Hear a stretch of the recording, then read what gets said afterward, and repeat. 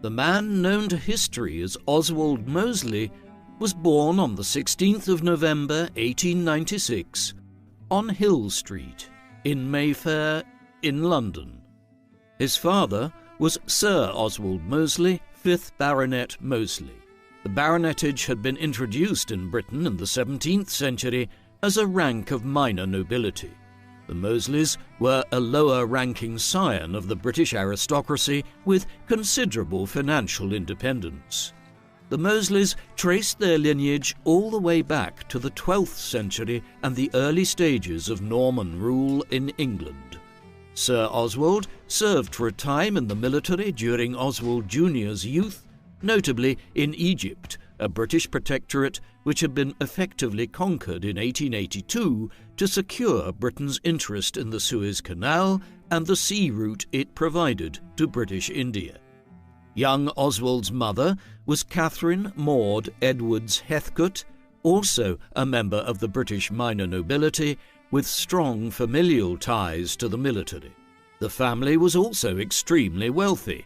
A near ancestor, Sir John Heathcote, having emerged as a major business figure in Staffordshire in the late 18th century in the early stages of the Industrial Revolution. Oswald was the first of Catherine and Oswald Sr.'s 3 children. They had 2 further sons, Edward and John Arthur, born respectively in 1899 and 1901. Oswald's youth was a troubled one in some significant ways.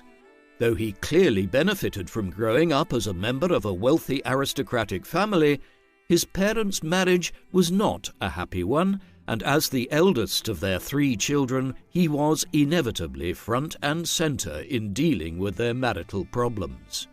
The conflicts between Oswald Sr. and Catherine usually focused on his adultery and overbearing nature, bordering on physical aggression. Eventually, Oswald's parents separated in all but name. Meanwhile, Oswald Jr., who was known primarily to family members in his youth as Tom, to distinguish him from his father and his grandfather, who was also called Oswald, was sent to live with his grandparents at Apedale Hall in Staffordshire, a large country estate. There, he was apparently spoiled by his grandparents for several years before being sent to West Downs Preparatory School and then on to Winchester College, an elite school which had been originally set up in the 14th century and which acted as a feeder college to Oxford University in a time when one's class dictated their educational aspirations in Britain. At Winchester, Mosley excelled in several sports, becoming both a boxer and a fencer. His proficiency in the latter was notable, and had he been born in a different age and to a different social background, he might well have ended up as a professional fencer. When he was just 16, Mosley left Winchester. Unlike others, he didn't head for Oxford, but rather for the Royal Military College at Sandhurst. In the 19th century, the sons of the British royal family had begun serving in the British Royal Navy and Armed Forces, and it soon became a well-established tradition that sons of the nobility should serve in the military or navy for some period of time in order to further the interests of Britain's extensive empire. Following in this tradition, Oswald arrived in Sandhurst in 1913. By that time, he had already developed a reputation as having a quarrelsome personality, regularly getting drunk and picking fights when out and about Sandhurst. In the early summer of 1914, he was expelled from the military college for his behaviour after he participated in a brawl in which he fractured his right ankle. Luckily for Mosley, within weeks, Europe rapidly marched towards the First World War after the assassination of Archduke Franz Ferdinand, the heir to the Austro-Hungarian Empire, in Sarajevo in late June. Due to this, he was accepted back into the military and was commissioned into the 16th, the Queen's Lancers, a cavalry unit, as British forces prepared to head to France where a large proportion of the most intense fighting would play out on the Western Front over the next 4 years. Early in the war, both sides had grasped the potential of aerial warfare.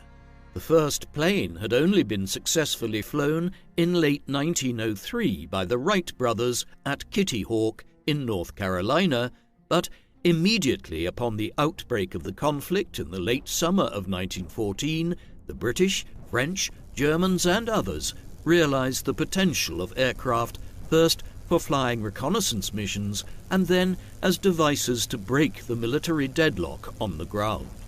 Moseley quickly became interested in joining the incipient British Royal Flying Corps and began training as a pilot.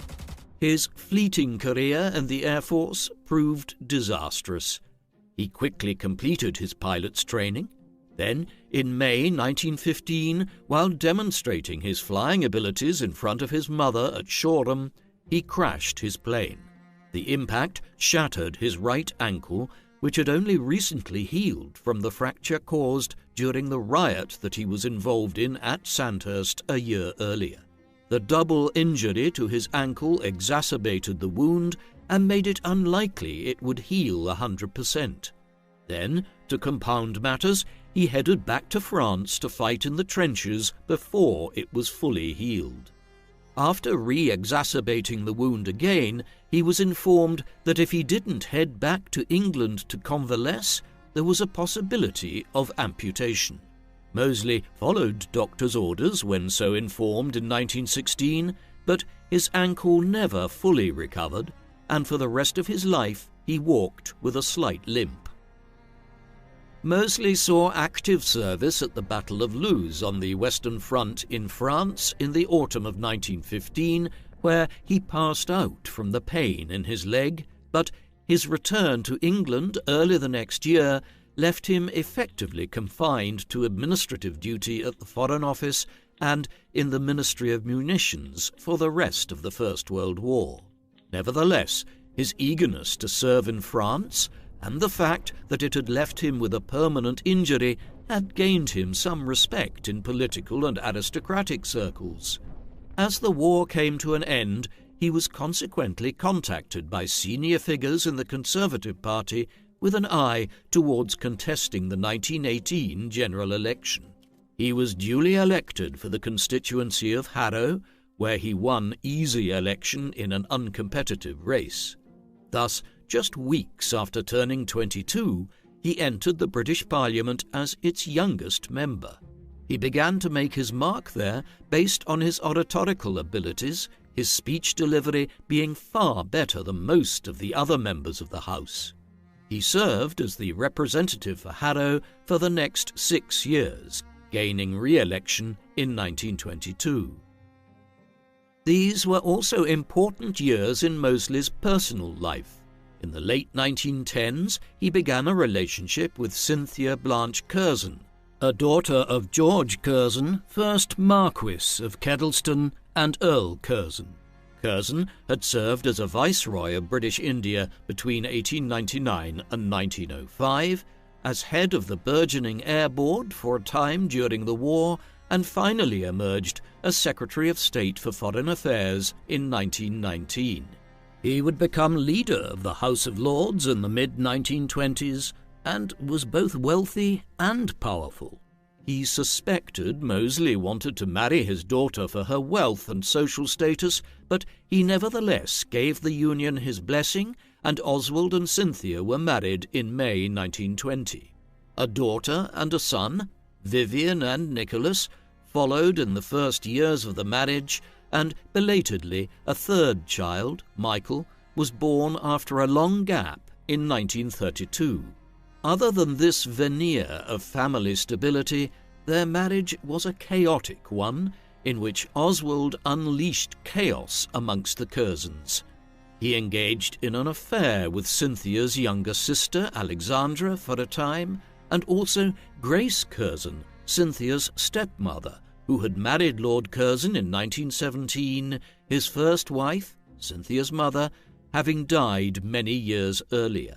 There were other affairs Moseley engaged in, but these ones with his wife's sister and stepmother were clearly of a level of moral dubiousness that was unusual. Despite the peculiar nature of their marriage, Cynthia and Oswald shared many similar political views, and she appears to have even influenced him substantially in the 1920s. She was a supporter of the Labour movement, and later in the 1920s even became a supporter of Leon Trotsky, the powerful member of the Soviet Union government who eventually fled from Russia after a power struggle with Joseph Stalin. Oswald, too, ended up drifting to the left politically in the 1920s. In 1922, he crossed the floor, a well-known euphemism for when someone changed political parties in the British Parliament to join a rival party.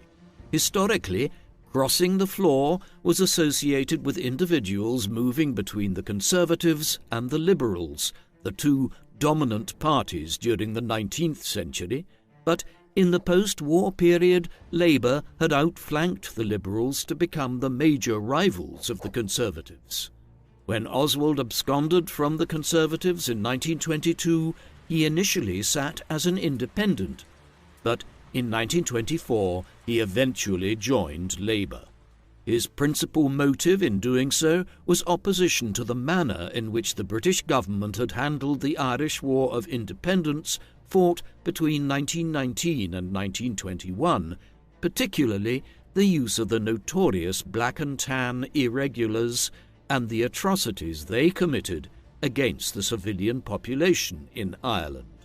More broadly, Mosley's views on economic policy were drifting left of the Conservatives in the 1920s, and Labour, at least for a time, seemed like a good home for his revised political stance. Mosley's decision to cross the floor led to a temporary hiatus in his political career. In October 1924, the first ever Labour government, a minority administration led by Ramsay MacDonald, collapsed after less than a year. In the election, which was held at the end of October, Mosley was put forward to run in the Ladywood constituency in Birmingham, something of a Chamberlain family stronghold that supported the Conservatives.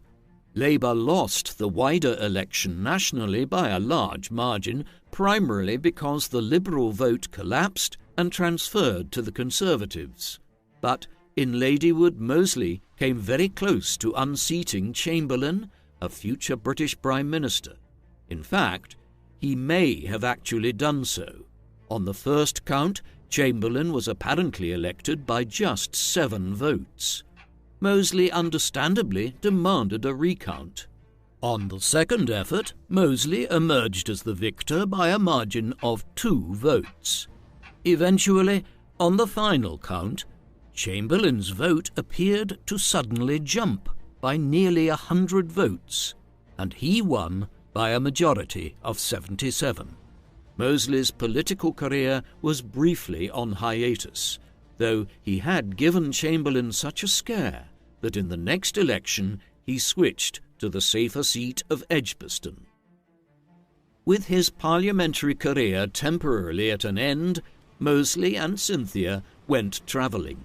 In the 1920s they visited various parts of Europe and the British Empire, notably India, where Cynthia had spent some of her earliest years when her father was viceroy there, and where the Curzons were well respected.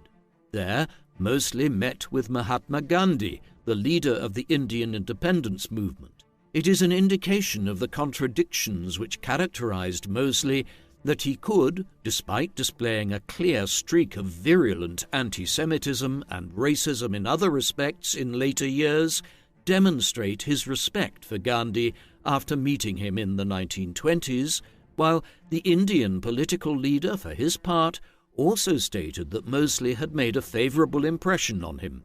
Meanwhile, as he was out of Parliament in the mid-1920s, Mosley kept an eye on developments at Westminster, and the Labour Party was anxious to have a skilled orator representing them again in Parliament. Therefore, when the Smethwick seat in Staffordshire fell vacant in 1926, Mosley was an obvious candidate to stand in his mother's native region. He won the campaign that December, and so, after a hiatus of 2 years, returned to Westminster. 2 years later, he would also ascend to the minor nobility as he succeeded as 6th Baronet Mosley on the death of his father. Over the next several years, Mosley steered his way towards a senior position within the Labour shadow cabinet, while the Conservatives governed for nearly a 5-year period following their earlier victory in the 1924 election. It was not until an election was held in May 1929, nicknamed the Flapper election, owing to it being the first British election in which women in their 20s were allowed to vote, that the political situation changed.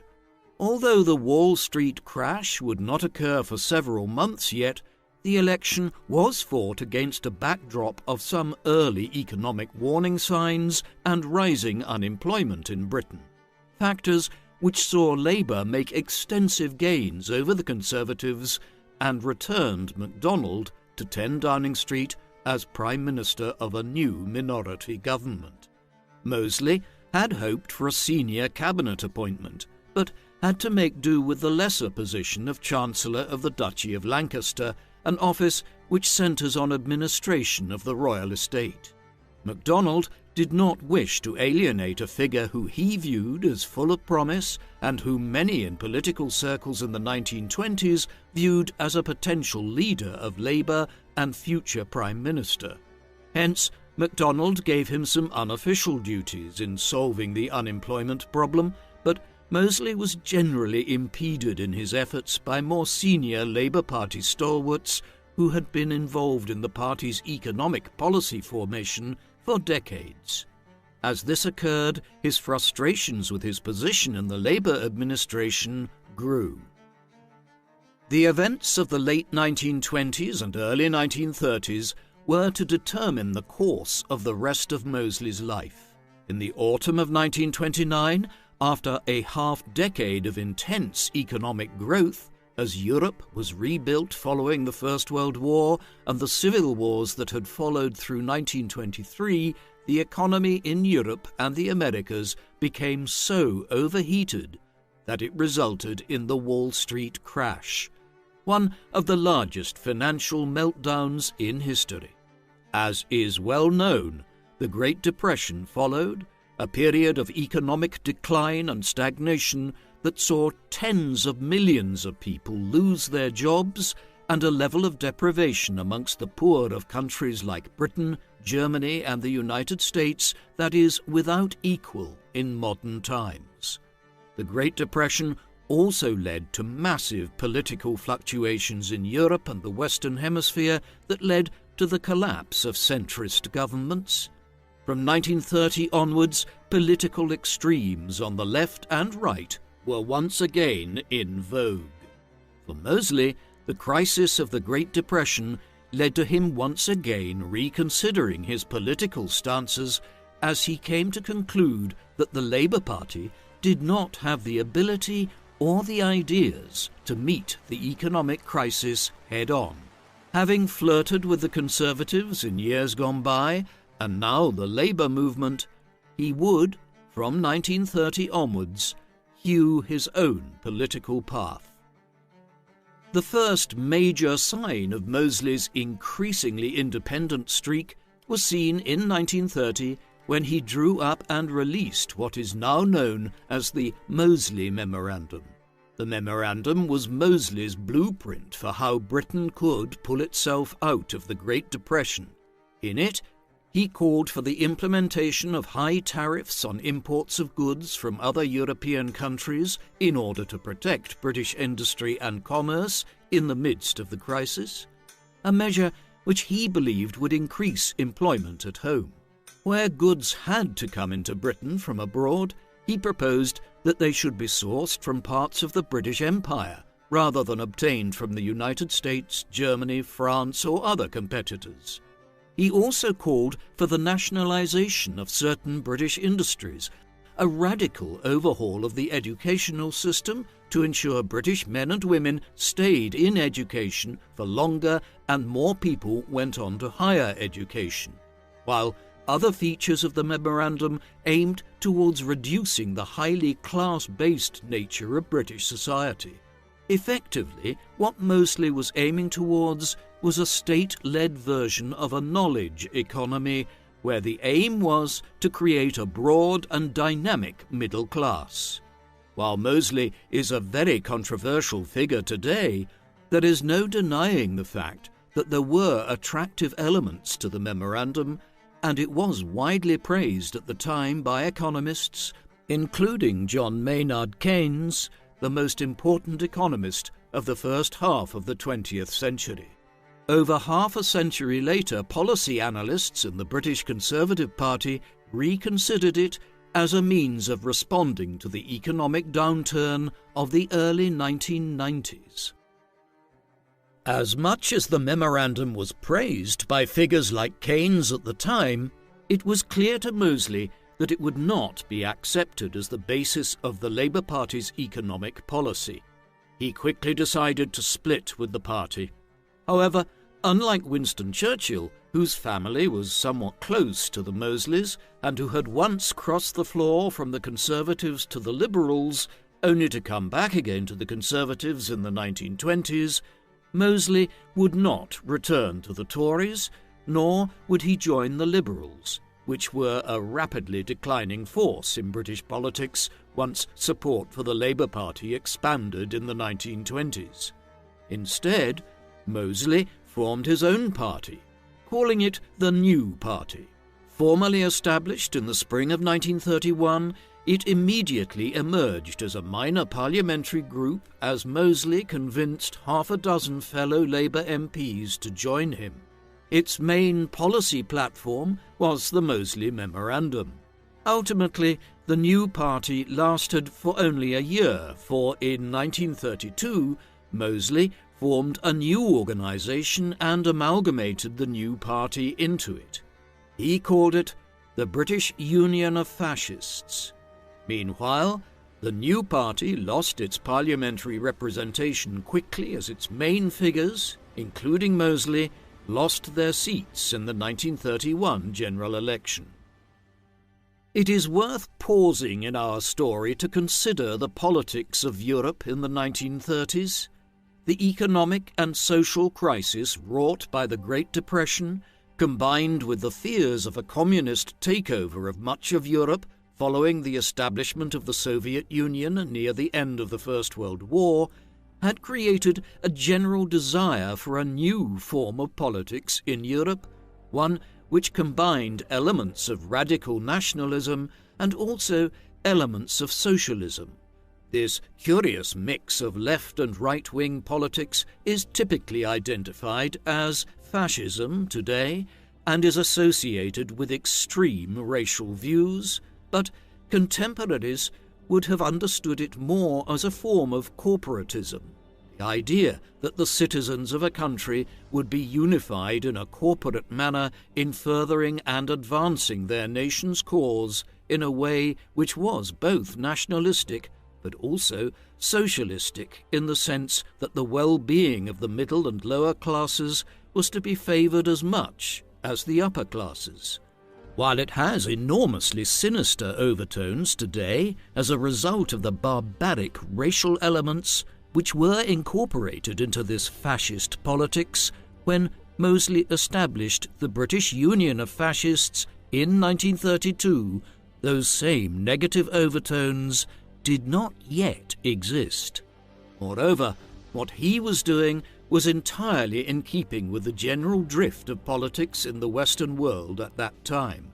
Nearly every country in Central Europe adopted some form of fascism or corporatism in the mid-1930s. So did Portugal and Spain, and even in countries where corporatist parties did not rise to power, such as in Ireland, there were still quasi-fascist movements during the 1930s that had major links to the political establishment.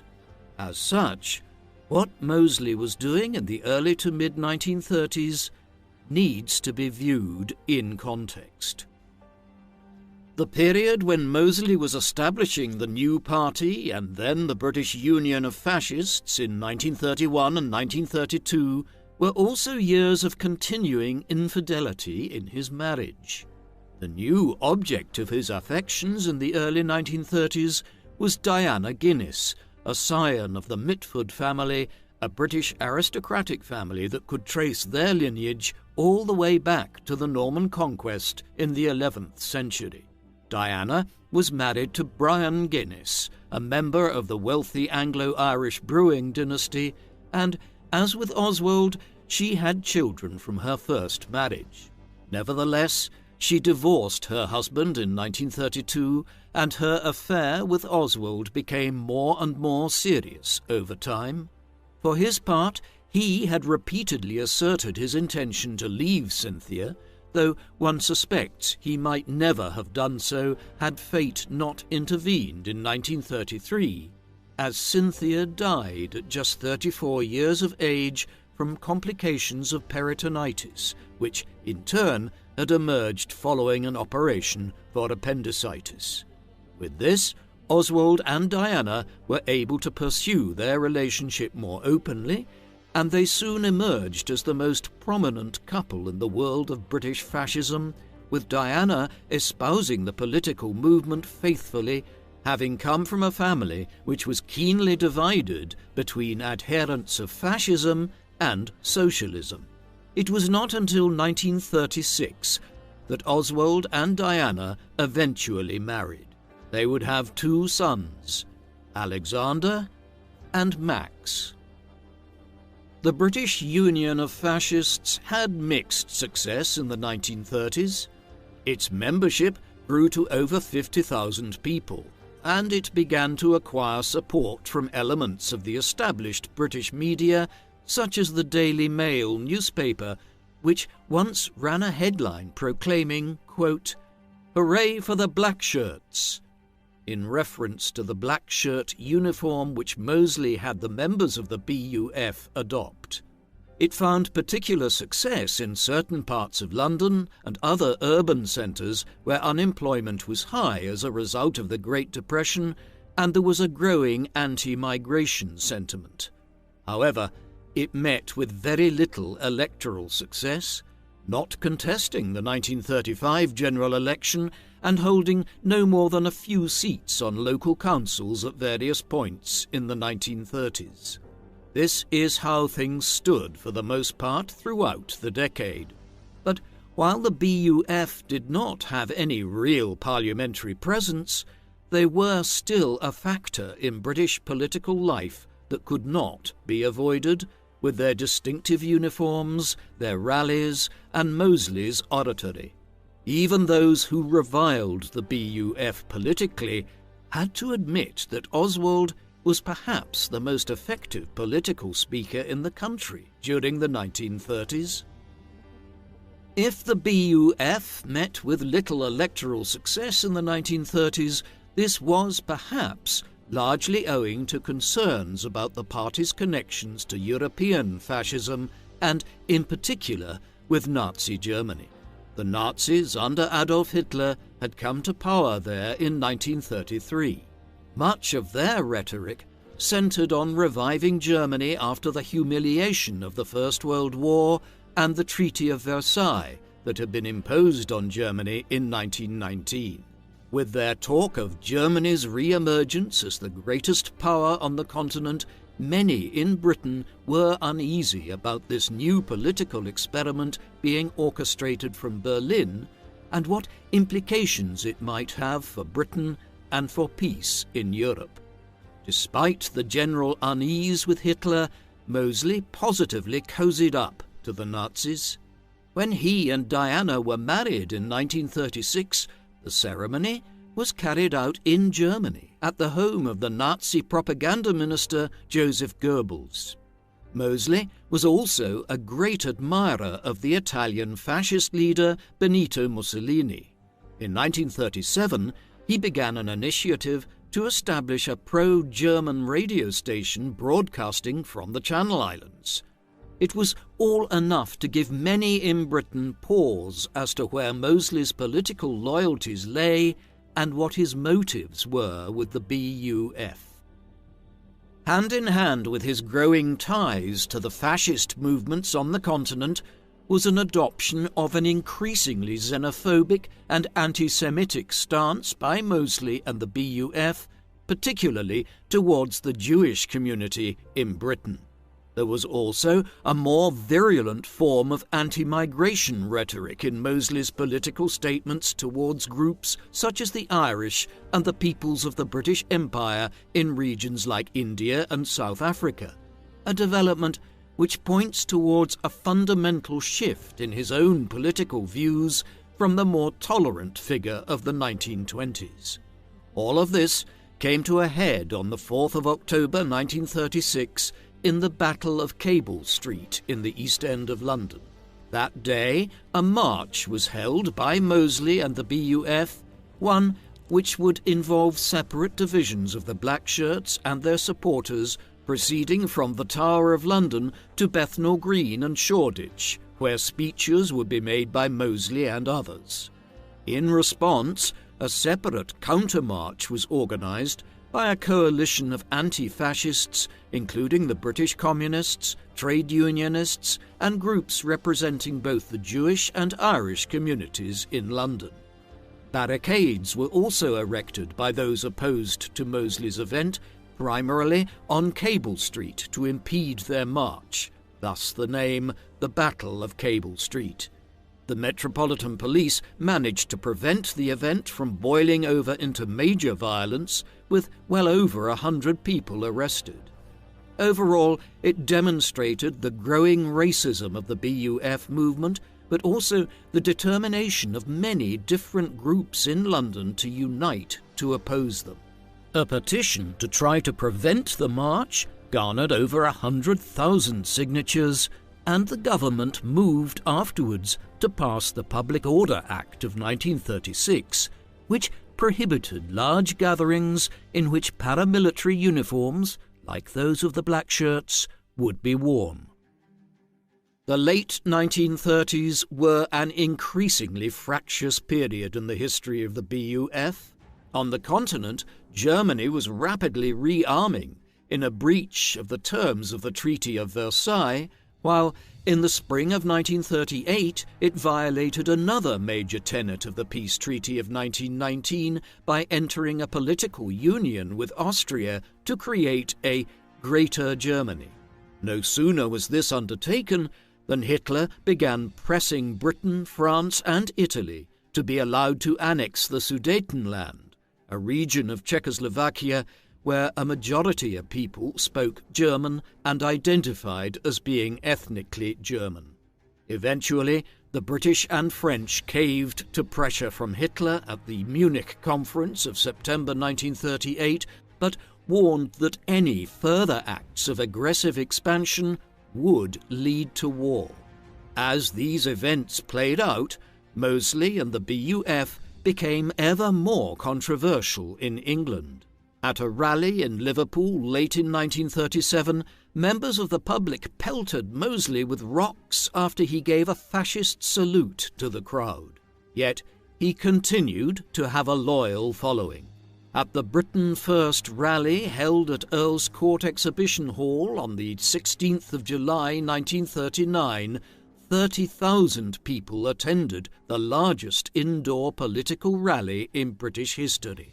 There, Mosley inflamed the crowd with talk of how a Jewish conspiracy was leading Britain to war with countries that should be its natural allies, and that the coming general election, which was due to be held in 1940, would be bought and sold by Jewish financiers and those who controlled the media. It was a clear manifestation of the degree to which Mosley had adopted the ideological beliefs of German Nazism. Even as Mosley was presenting his conspiracy-laden and anti-Semitic speech to his loyal base of followers at Earl's Court, Europe was plunging into war. In March 1939, Hitler and the Nazis abandoned the promises made at Munich the previous autumn and annexed the rest of Czechoslovakia, with the city of Memel stripped from Lithuania at the same time. Their attention then turned to Poland. The Nazis began an aggressive campaign to convince Europe of Germany's rights to Polish territory. In August 1939, just weeks after Mosley's Britain First rally, a non-aggression pact was signed between Germany and its ideological enemy, the Soviet Union, paving the way for the Nazis to invade Poland on the 1st of September after a false flag operation.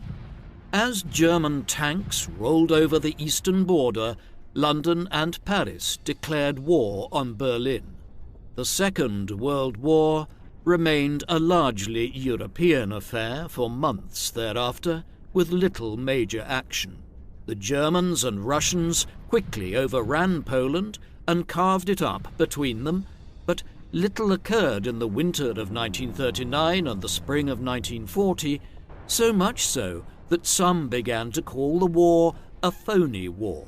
It wasn't until the late spring that the next steps were taken, when Denmark and Norway were quickly occupied by the Germans, and then the German Wehrmacht began massing on the western border for the long-awaited invasion of France. In Britain, Mosley's position was utterly compromised by these events. As the leader of the British fascist movement and as someone who had made no secret of his ties to the regime in Berlin, he was now viewed as the leader of a potential fifth column, a British equivalent of Vidkun Quisling, the former Norwegian Minister of Defence, who had formed a fascist party there in 1933, the National Samling, or National Gathering. Quisling had facilitated the Nazi occupation of Norway in April 1940 and later became the head of Nazi Norway. Mosley was perceived as a potential British version of Quisling. Yet there was also the possibility that he might be useful for the British government. There was no shortage of individuals in late 1939 and into 1940 in Britain, many within government circles, that believed Britain would be better off reaching an arrangement with Hitler and the Nazis and combining against the Soviet Union and other radical movements on the far left of the political spectrum.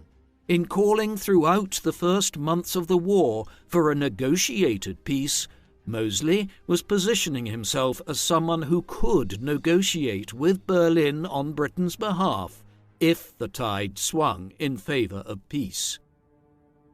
Whatever ambitions Mosley might have held to become the architect of peace was scuttled in just a few weeks in May 1940. Early that month, in response to a growing crisis over the wartime leadership of Mosley's old rival from the 1924 general election, Prime Minister Neville Chamberlain was forced to step down as Prime Minister. He was succeeded by Winston Churchill, a figure who had consistently warned about the threat posed by the Nazis during the 1930s and who was committed to war with Germany. With this, Mosley's hopes of negotiating peace terms ended. Moreover, the same day that Churchill took office, the 10th of May 1940, German army divisions invaded neutral Belgium and then headed into northeastern France. The campaign which followed was a disaster for the French and the British Expeditionary Force, the latter of which only narrowly avoided complete destruction at Dunkirk. With the fall of France and a potential German invasion of Britain on the horizon, the British government moved to secure its position domestically. In late May, Mosley was arrested and interned under Defence Regulation 18B. This emergency legislation had been passed in September 1939 at the beginning of the war to allow for the arrest and detention of suspected enemies of the state during wartime without charge or trial. It was primarily utilised in the years that followed against the British Union of Fascists and members of the Irish nationalist movement in Northern Ireland who were opposed to the partition of the island back in 1921. Moseley would be held for 3 years under Regulation 18B. The terms of Moseley's internment during the Second World War were not as onerous as they might have been, in considerable part owing to the intervention of the Prime Minister. Although their political views had diverged enormously during the 1930s to occupy the polar opposites of the political spectrum in Britain, Churchill had admired Moseley back in the 1920s and viewed him as a figure of great potential. In 1940, he arranged for Moseley to be held under favourable conditions at Royal Holloway Prison. His wife Diana was detained as well in the summer of 1940 after giving birth to their son, Max. She was allowed to join Oswald, apparently due to the direct intervention of Churchill. The reasons for this lay with the tangled paternity of Churchill's wife, Clementine. Clementine's mother, Blanche, had been known for her infidelity during her lifetime, and it was widely suspected that Clementine's father was actually Algernon Bertram Freeman Mitford, Diana Moseley's grandfather. Diana's family apparently appealed to Clementine and Churchill in 1940 to ensure that Diana and Oswald were interned together. Meanwhile, their children from their first marriages and their marriage to one another were looked after by several different family members during their period of detention. Oswald spent 3 years in prison. He and Diana were not charged, for though they had come under very reasonable suspicion as the leading figures of British fascism, they were not technically guilty of having committed any crime. By 1943, their detention had become something of a cause célèbre in British politics. This was related to the changing circumstances of the war. While Moseley had been arrested in the direst days in 1940, as France was about to fall and the Battle of Britain lay ahead, the nature of the conflict had altered dramatically from late 1941 onwards, as the German assault on the Soviet Union failed to strike the killer blow before the Russian winter set in, and the United States joined the war following the attack on Pearl Harbor by the Japanese. 1942 saw the Western Allies turn the tide in the North Africa campaign against the Italians and Germans, and in the summer of 1943 they opened a southern front in Italy. Meanwhile, the Battle of Stalingrad was won by the Russians in the autumn and winter of 1942. With this, the course of the war had changed enormously in favour of the Allies, and any danger that Moseley and other British fascist leaders had posed was effectively nullified. Consequently, after a major debate in the House of Commons in the early winter of 1943, the Mosleys were released. They would still spend the remainder of the war under house arrest. Oswald and Diana spent the last year and a half of the war living with Mitford relatives and at the Shaven Crown Hotel in Oxfordshire. Their movements were restricted and they were kept under police supervision, but they were reunited with their children and were given a large degree of liberty. The press covered their movements extensively. This was also a period when news of the Holocaust of 6 million of Europe's Jews and the mass murder of other groups, such as the Romani and Sinti people by the Nazis, began arriving to Britain in the final months of the war as camps were liberated across Europe. In these months and the years that followed the war, Moseley never expressed any regret for his involvement with the Nazis in the 1930s or the anti-Semitism of the British Union of Fascists. Moreover, in years to come, he would become one of the leading voices in Britain in efforts to argue that the Holocaust had been exaggerated or that it had been orchestrated by rogue elements within the SS rather than having been directly ordered by Hitler and the other senior members of the Nazi regime.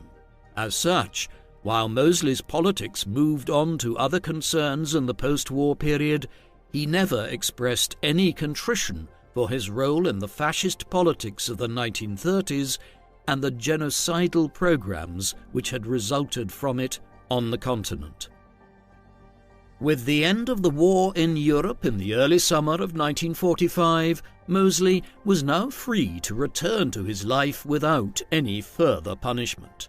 One might have expected him to be happy enough to live a private life, enjoying his family's extensive wealth and staying out of politics after spending half a decade in prison and under house arrest. Furthermore, he was not in good social standing after the war in a way which might merit a political comeback. This did not deter Mosley in the slightest. After reconnecting with many of those who had been involved in the BUF prior to its prohibition on the 23rd of May 1940, the very same day that Mosley was arrested, he began plotting his political comeback. To this end, in 1946 and 1947, he published 2 political memoirs and defences of his conduct in the 1930s, respectively entitled My Answer and The Alternative. My Answer, in particular, set out to portray Mosley as a British patriot who had been unjustly maligned during the war years. His argument was that he could not have known what would transpire from 1939 onwards, and though it would have fallen on deaf ears in the mid-1940s, there had been many prominent political figures who had not exactly been virulently opposed to the Nazis back in the 1930s, notably Britain's wartime leader during the First World War, David Lloyd George, and the former British monarch, Edward VIII. Having presented these arguments in his books, Mosley returned to politics in 1948 when he formed the Union movement. In many ways, the Union movement was a return to his old politics. The party certainly fell far on the right of the political spectrum. Its economic views were corporatists, and it continued the anti-Semitism of the interwar fascist movements, with Mosley trying to make political capital out of developments in the Levant, where the Zionist movement had become violently opposed to the British Mandate administration in the 2 years following the end of the Second World War. But where the Union movement differed from Mosley's pre-war political ideology was in its promotion of pan-Europeanism. In his 1947 book, The Answer, Mosley laid out a theory that Europe had been moving inexorably towards a greater union for several centuries, beginning with the formation of large nation-states such as the United Kingdom, Spain, Germany and Italy, out of much smaller polities during the late medieval and early modern periods. Mosley's conclusion was that the formation of a European supranational state, one which would unite countries like Britain, France and Germany after centuries of conflict, was inevitable. Such a state would operate on the basis of a centralized European authority, with individual countries retaining large degrees of autonomy, but acting in union with one another on a wide array of issues, particularly economic policy. In this way, Mosley argued, the new movement, which he called Europe a Nation, would be able to walk its own relatively independent line without being dominated by either the United States or the Soviet Union in the emerging post-war Cold War order. Thus, very quickly after the end of the Second World War, Mosley sought to rehabilitate himself as a major advocate of pan-Europeanism, or a form of European nationalism, as a replacement to the National Socialism and corporatism of the 1930s. There is no disguising the fact that what Mosley was arguing for in the post-war years was very much a political movement that mirrored how the European coal and steel community, then the European Economic Community, and finally the European Union would develop. Though Britain was slow to embrace involvement in the European project and was a hesitant member for 4 decades before pulling out in the late 2010s. Perhaps it was this British ambivalence to the growing pan-European movement which led to the Union movement meeting with little success, though it was much more likely that the very support of Mosley would have made the British public even less supportive of involvement with the inaugural ECSC in the 1950s. The British press had not forgotten the Mosleys' wartime betrayal, and at the start of the 1950s, Oswald and Diana, with their younger children, moved to Ireland, a country where anyone ostracised from the British political system was welcome, no matter how dubious the road which had led to their disgrace.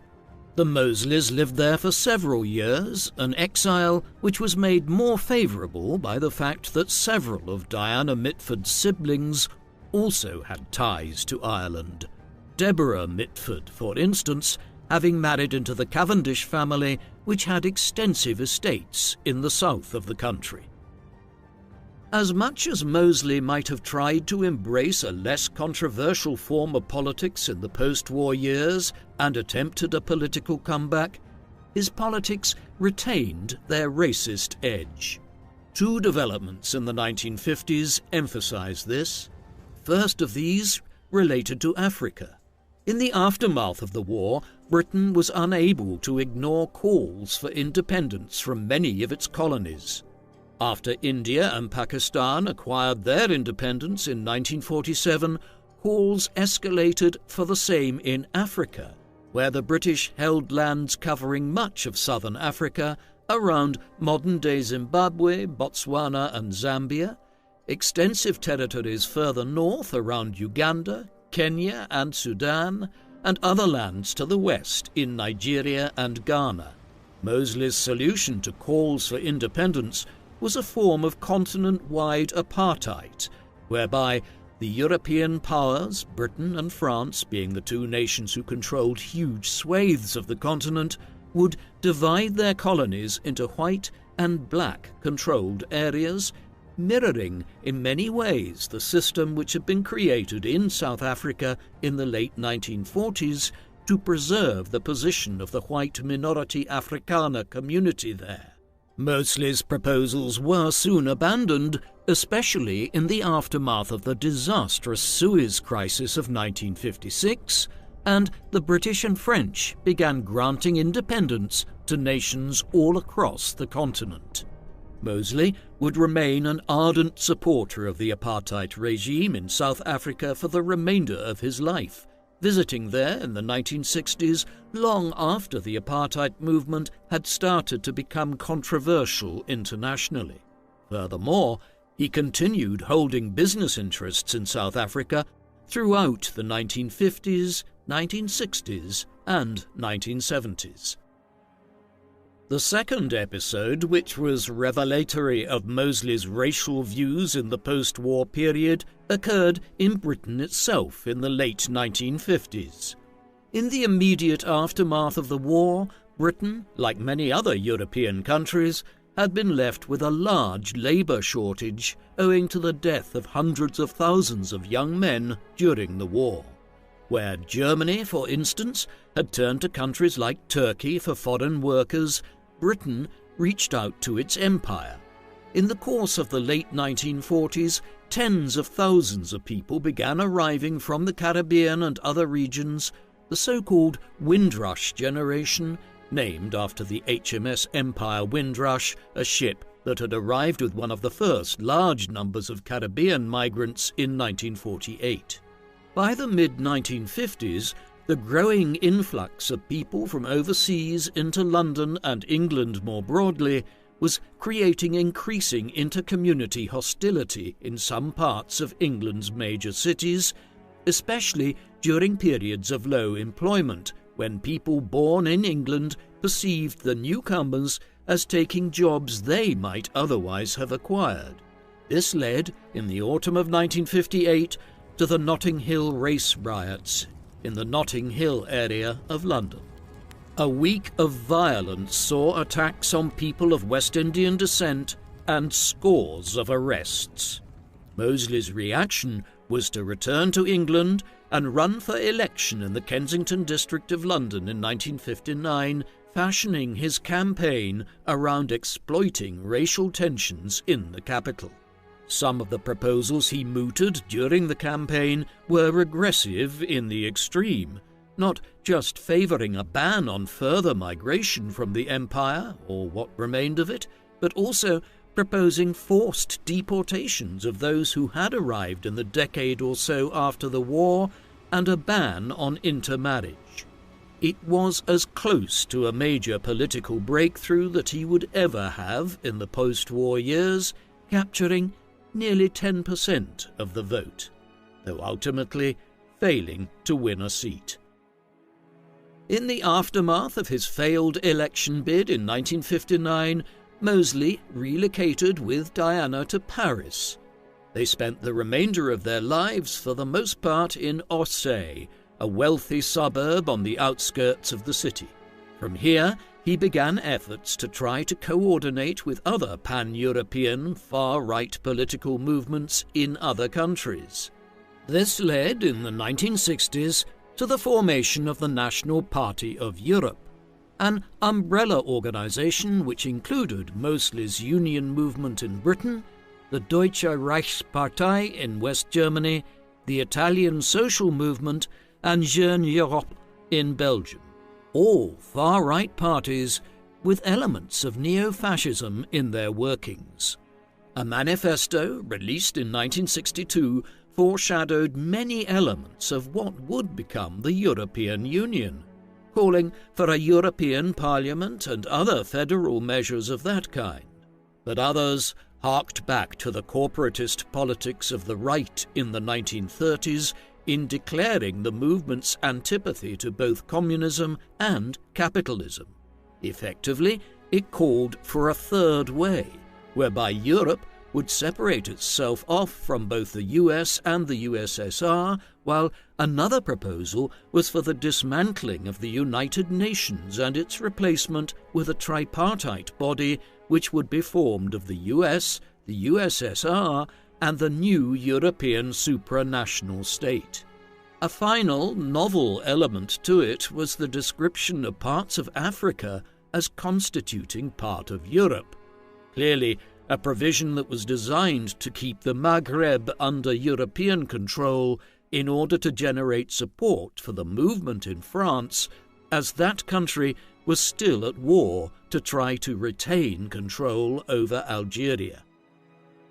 The National Party of Europe met with very little success in the 1960s or 1970s, though its policy platform is curious in retrospect, as offering an alternative view of pan-Europeanism at a time when the founder members of the European steel and coal community were only beginning to consider the idea of a more formal union between their countries. Interestingly, while the far right has generally become opposed to European federalism in the intervening decades, in the 1960s far-right parties were in favour of federalism, though of a kind which sought to curb migration from overseas and implied a land grab of North Africa. Meeting with little success in the initiative, Mosley began writing an autobiography in the second half of the 1960s, one which would build on the political defence he had first provided in My Answer back in 1946. My Life was published in 1968.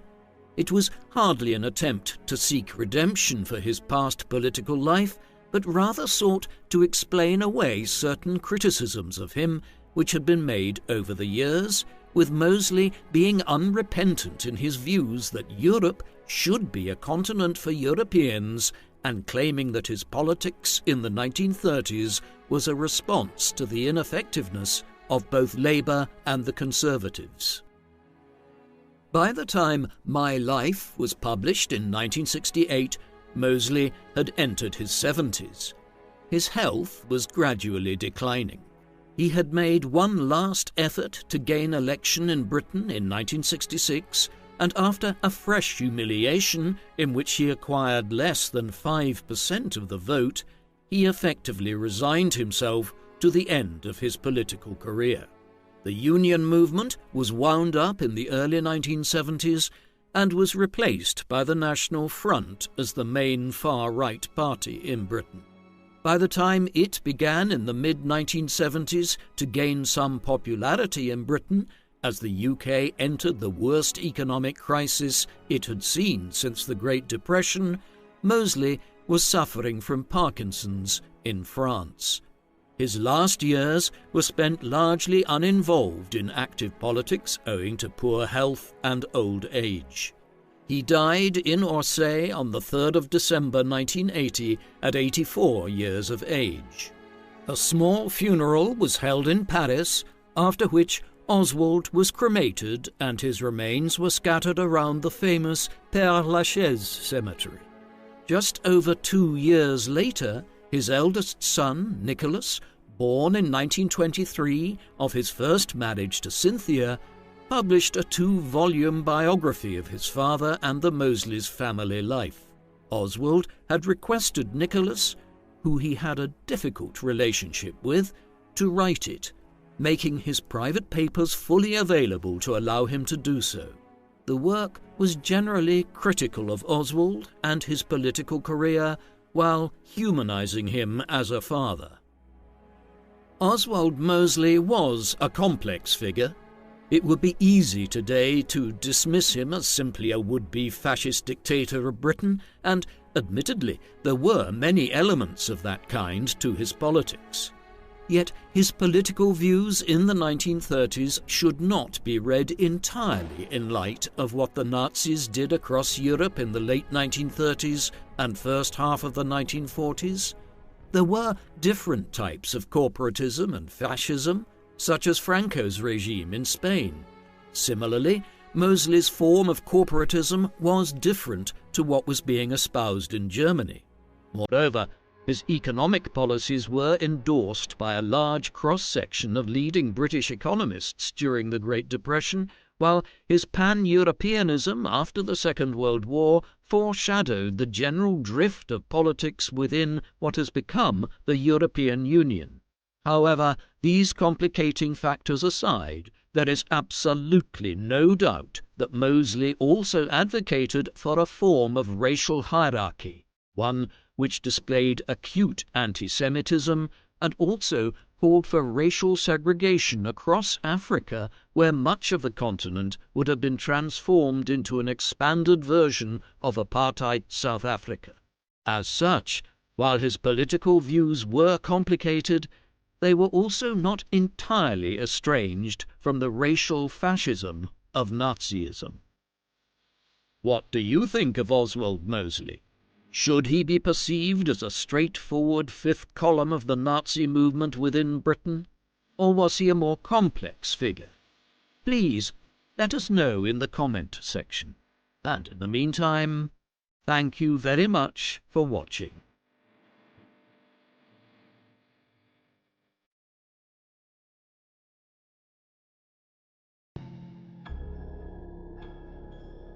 The man known to history as General Franco was born on the 4th of December 1892 as Francisco Franco Bahamonde in the coastal city of El Ferrol in the province of Galicia in the northwest of Spain.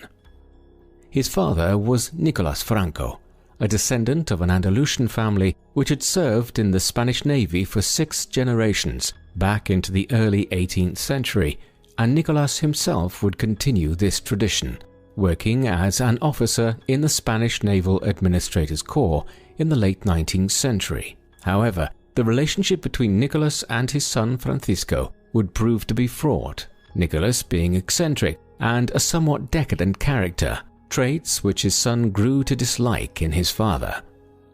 Francisco's mother was Maria del Pilar Bahamonde de Andrade, a native Galician from a well-to-do upper-middle-class family. Francisco would grow to become close to his mother, admiring her Roman Catholic piety and the serious demeanor she displayed in contrast to his father. As Francisco grew up, he developed a disciplined and serious character himself from a young age.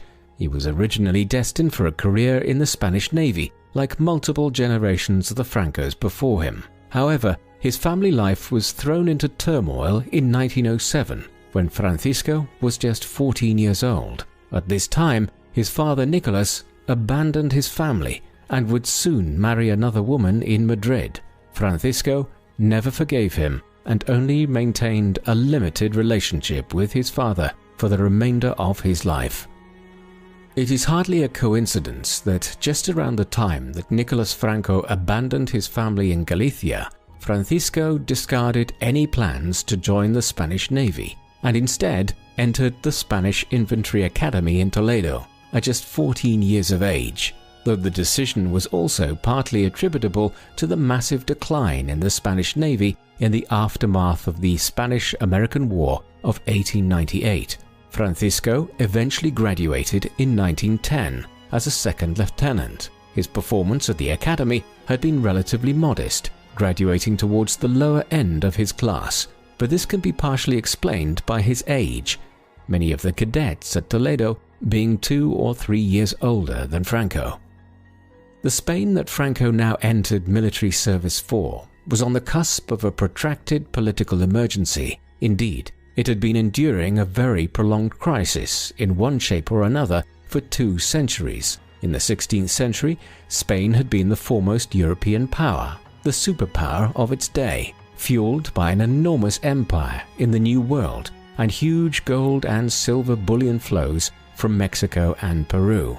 However, in the 17th century, the Spanish Empire had entered into a period of rapid decline as those same bullion inflows from the Americas dried up, such that by the 18th century, Spain was a second-rate power with a backward, underdeveloped economy. Moreover, the country's politics were crippled by the excessive power of the Roman Catholic Church and an ineffective monarchy. Then, in the early 19th century, independence movements in South America and Central America robbed the country of most of its overseas empire.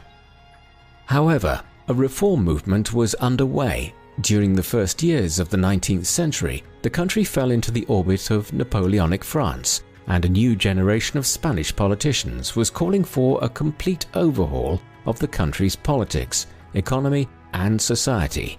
A new liberal constitution was adopted in 1812, but tensions remained. As a result, the civil war, known as the First Carlist War, occurred between 1833 and 1840 over the succession to the monarchy and disputes between liberals and conservatives within the country. 2 further Carlist wars would follow in the late 1840s and the mid-1870s, the Third Carlist War having briefly seen the monarchy suspended and the First Spanish Republic created between 1873 and 1874. Thus, when Franco was born in 1892, the country had been subjected to nearly a century of conflict between left-leaning liberal reformers who wished to reduce the power of the monarchy, aristocracy, and Roman Catholic Church, and right-leaning conservatives determined to keep the traditional structures of Spanish society and politics in place. These twin forces would continue to dominate Spanish politics into the early 20th century and shape the course of Franco's life. At the time that he left the Infantry Academy in Toledo in 1910, though, the more calamitous political confrontations which Spain was to endure in the 1930s were still some way off. In the early 1910s, the Iberian states' main concerns lay in North Africa, where the country held some of the last vestiges of its once great colonial empire, having lost the bulk of its other possessions in the Caribbean and the Philippines in the late 1890s. In particular, Morocco had become a major focus of Spanish imperial activity. The country had held territories here for several centuries, notably the city of Ceuta across the Straits of Gibraltar. Spanish interest in the region had been further expanded in the First Hispano-Moroccan War between 1859 and 1860, and brief conflicts with some of the Rif tribes of northern Morocco in 1893 and again in 1909.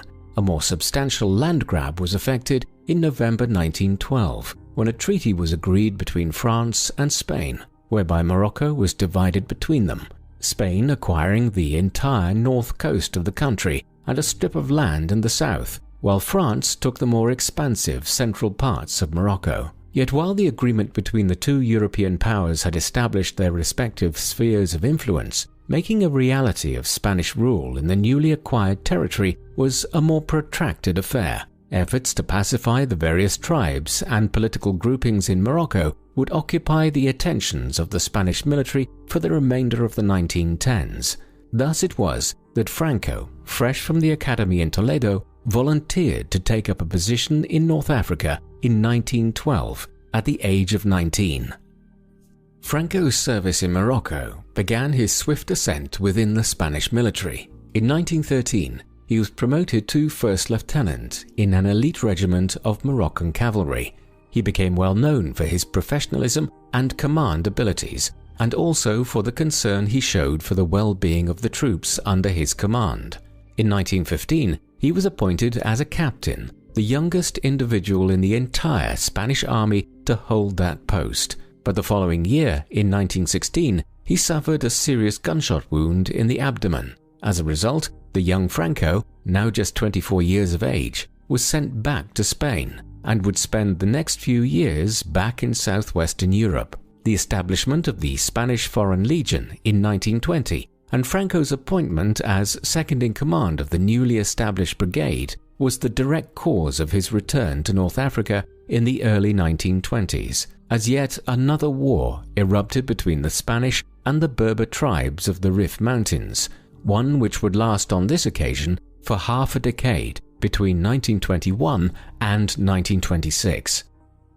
In 1923, he was further promoted to the top command of the Spanish Foreign Legion, the same year that he married Maria del Carmen Polo, with whom he would have a daughter in 1926.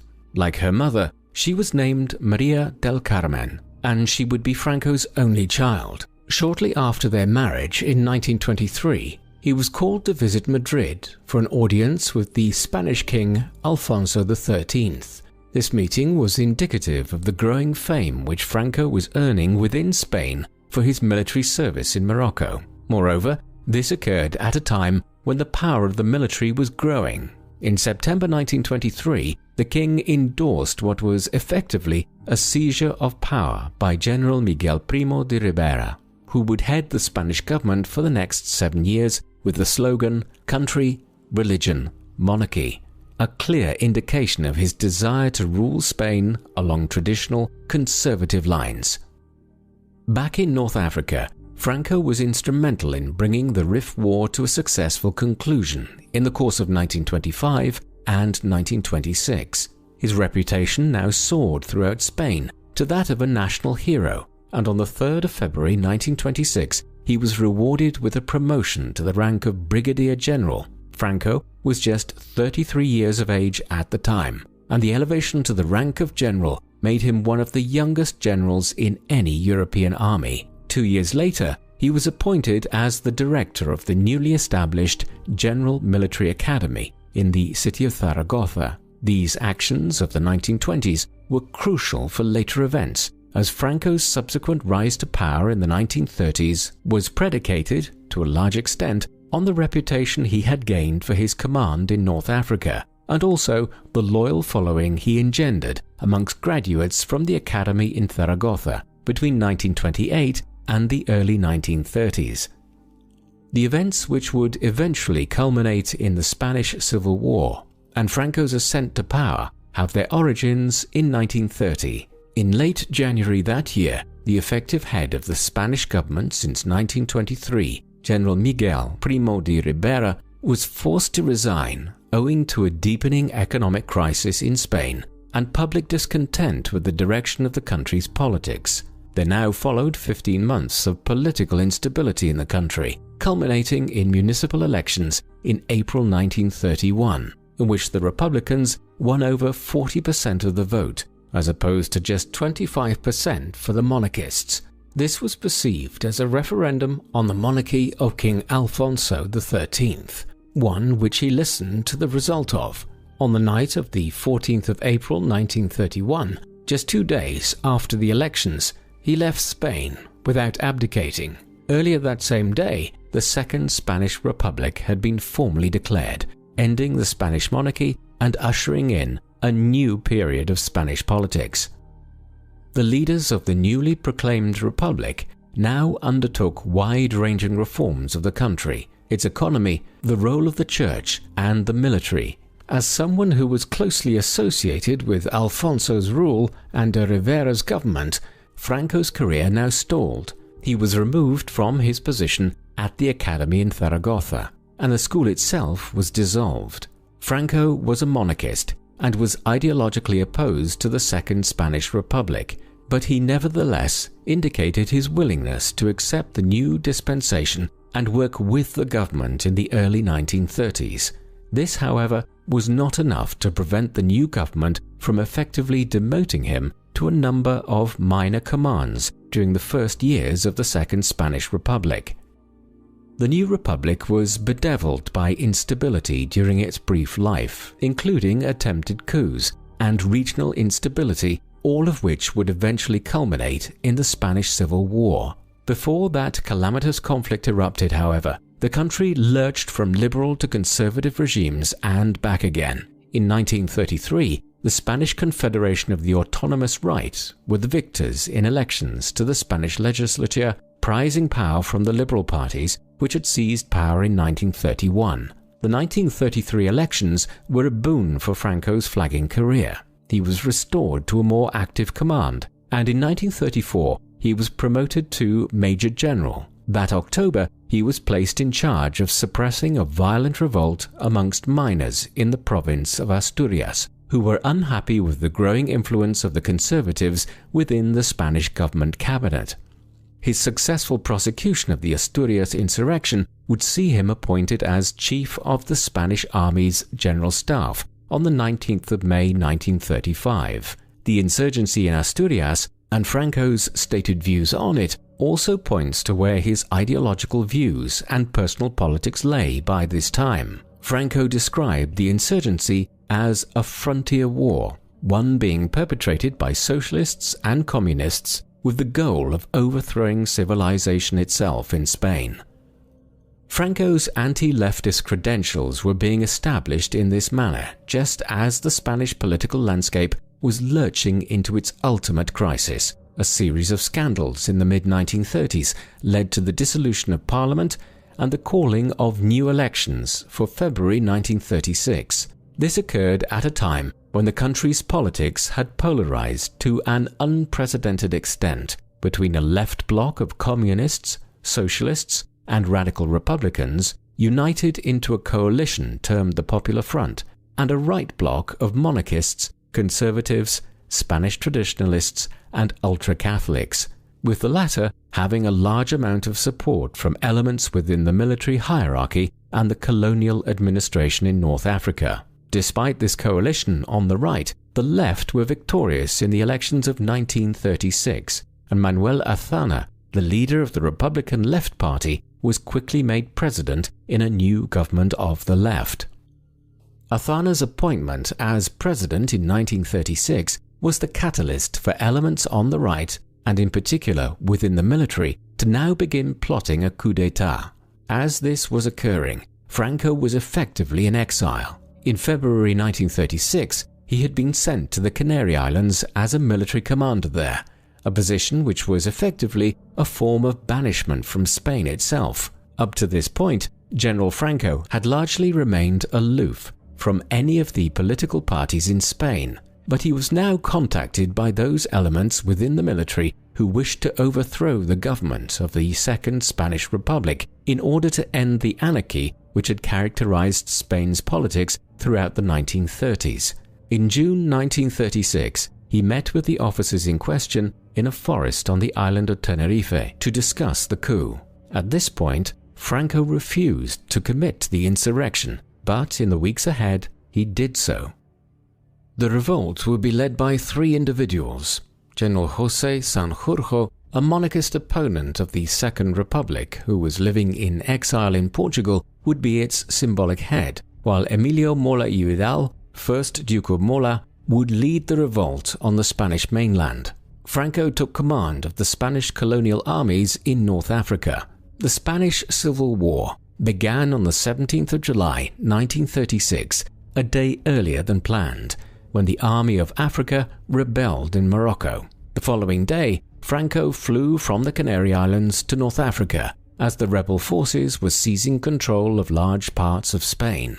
By the end of July, the insurrectionists, who were now referring to their broad coalition of political groupings as the Nationalists, had gained the support of elements throughout North Africa and in the towns and hinterlands of Zaragoza, Sevilla, Córdoba, Valladolid, Burgos, and Pamplona in Spain itself.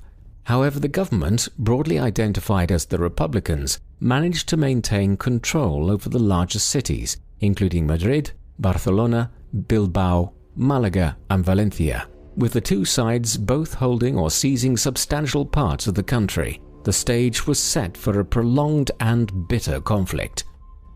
This was exacerbated by the political, economic, and military aid which both sides were receiving. The Republicans would quickly be supported by Soviet Russia, while aid and direct military support was channeled to the Nationalists by the Nazi regime led by Adolf Hitler in Germany and the fascist government of Benito Mussolini in Italy. Other nations, such as the United States, France, and Britain, declared their neutrality but could not stop independent brigades forming and traveling to Spain to fight on behalf of one side or the other. As a result of all this, the Spanish Civil War became a proxy war in the wider showdown between the political right and left in Europe in the years prior to the outbreak of the Second World War. It also acted as a means of trialling the new developments in military hardware which had been made since the First World War, notably the rapid advances in airplanes which had occurred since the 1910s. The Civil War itself became a long war of attrition. Having quickly seized the Spanish protectorate in North Africa in late July 1936, Franco was able to convey a large proportion of the North African army, which consisted of approximately 30,000 men, to Andalusia in southwestern Spain in early August.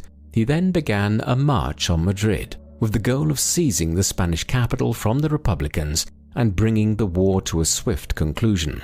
However, by the time he advanced on the city in October 1936, significant enough aid had been channeled to the Republicans by the Soviets and other communist powers that Franco failed to secure the Spanish capital. With this, the possibility of a short, swift victory for the Nationalists had passed.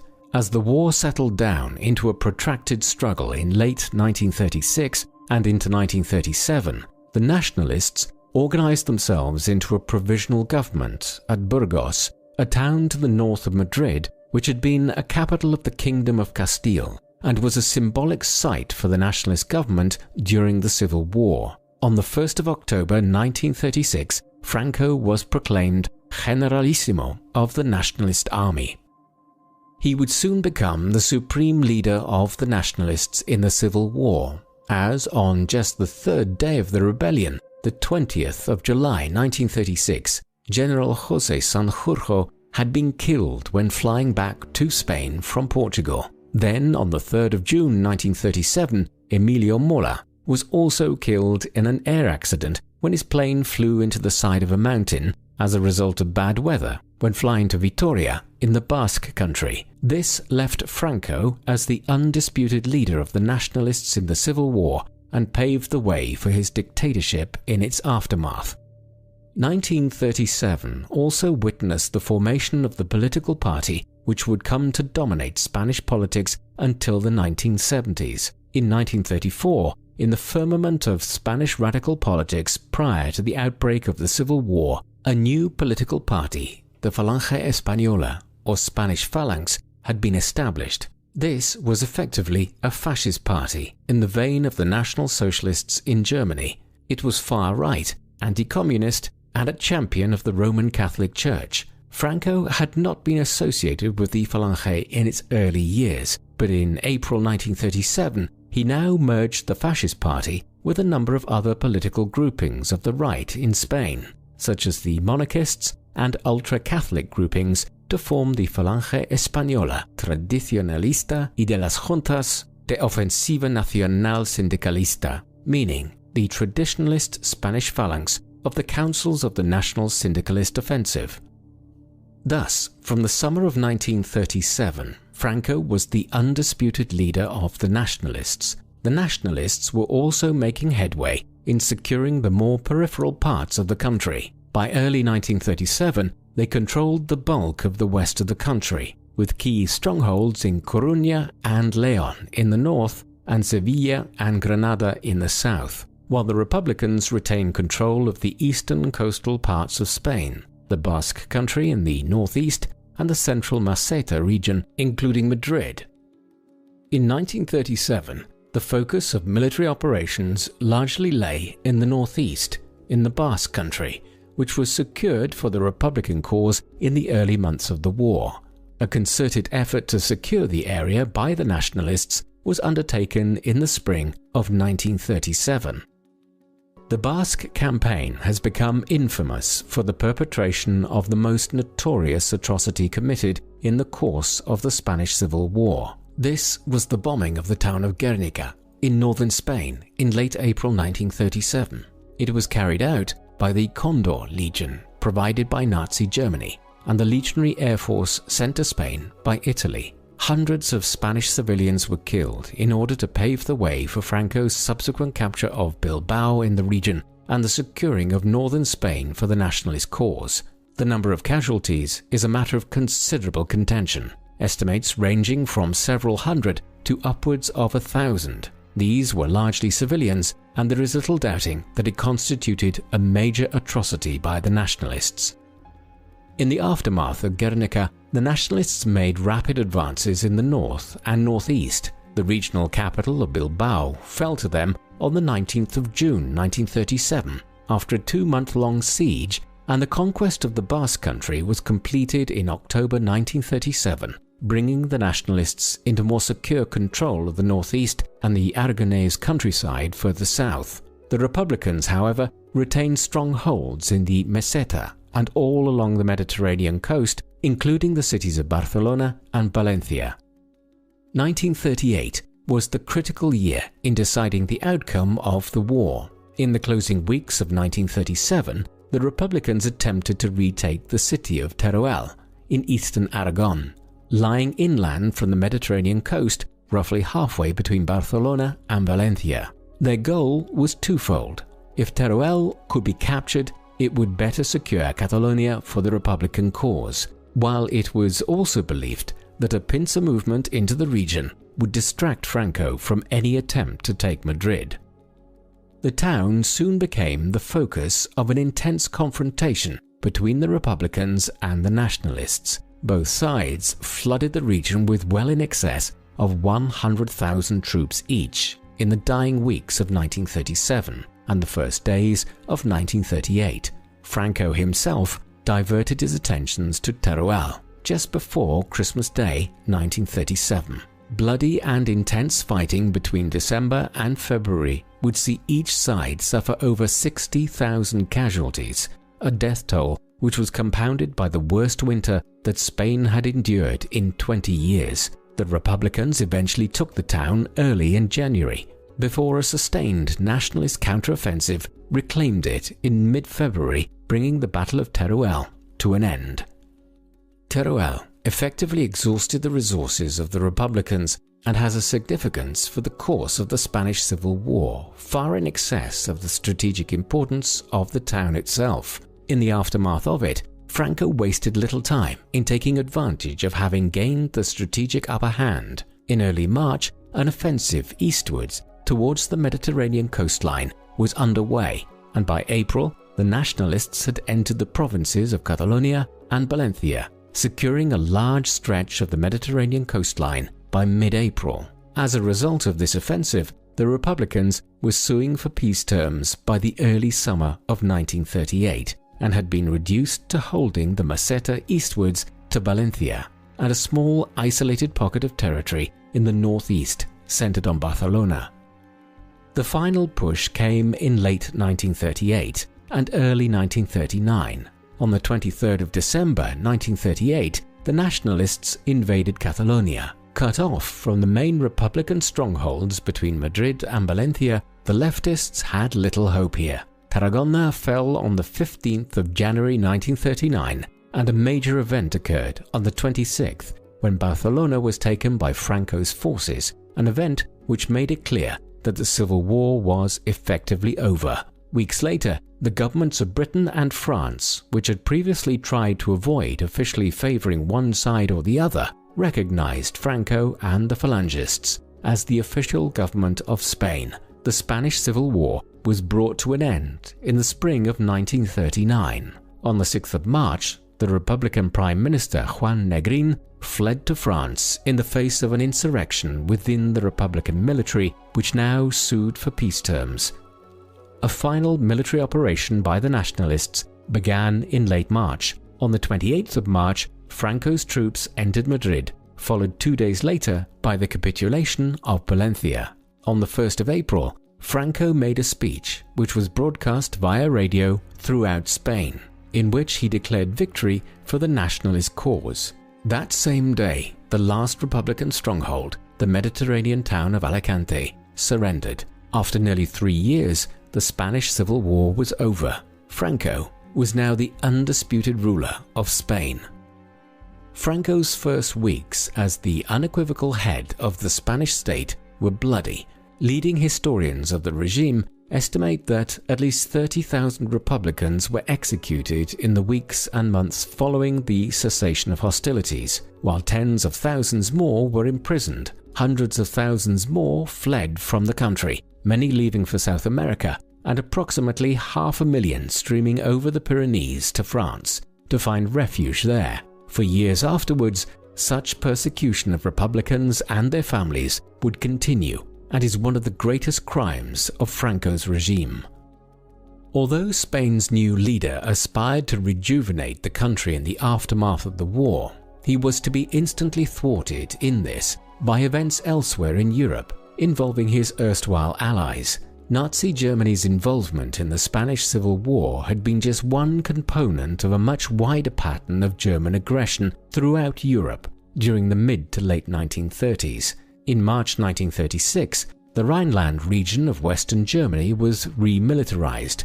2 years later, in March 1938, a more aggressive action was taken when Germany effectively annexed Austria into Greater Germany. Then, in early 1939, the rest of Central Europe was brought under Nazi control when parts of Czechoslovakia and Hungary were formed into puppet regimes or annexed.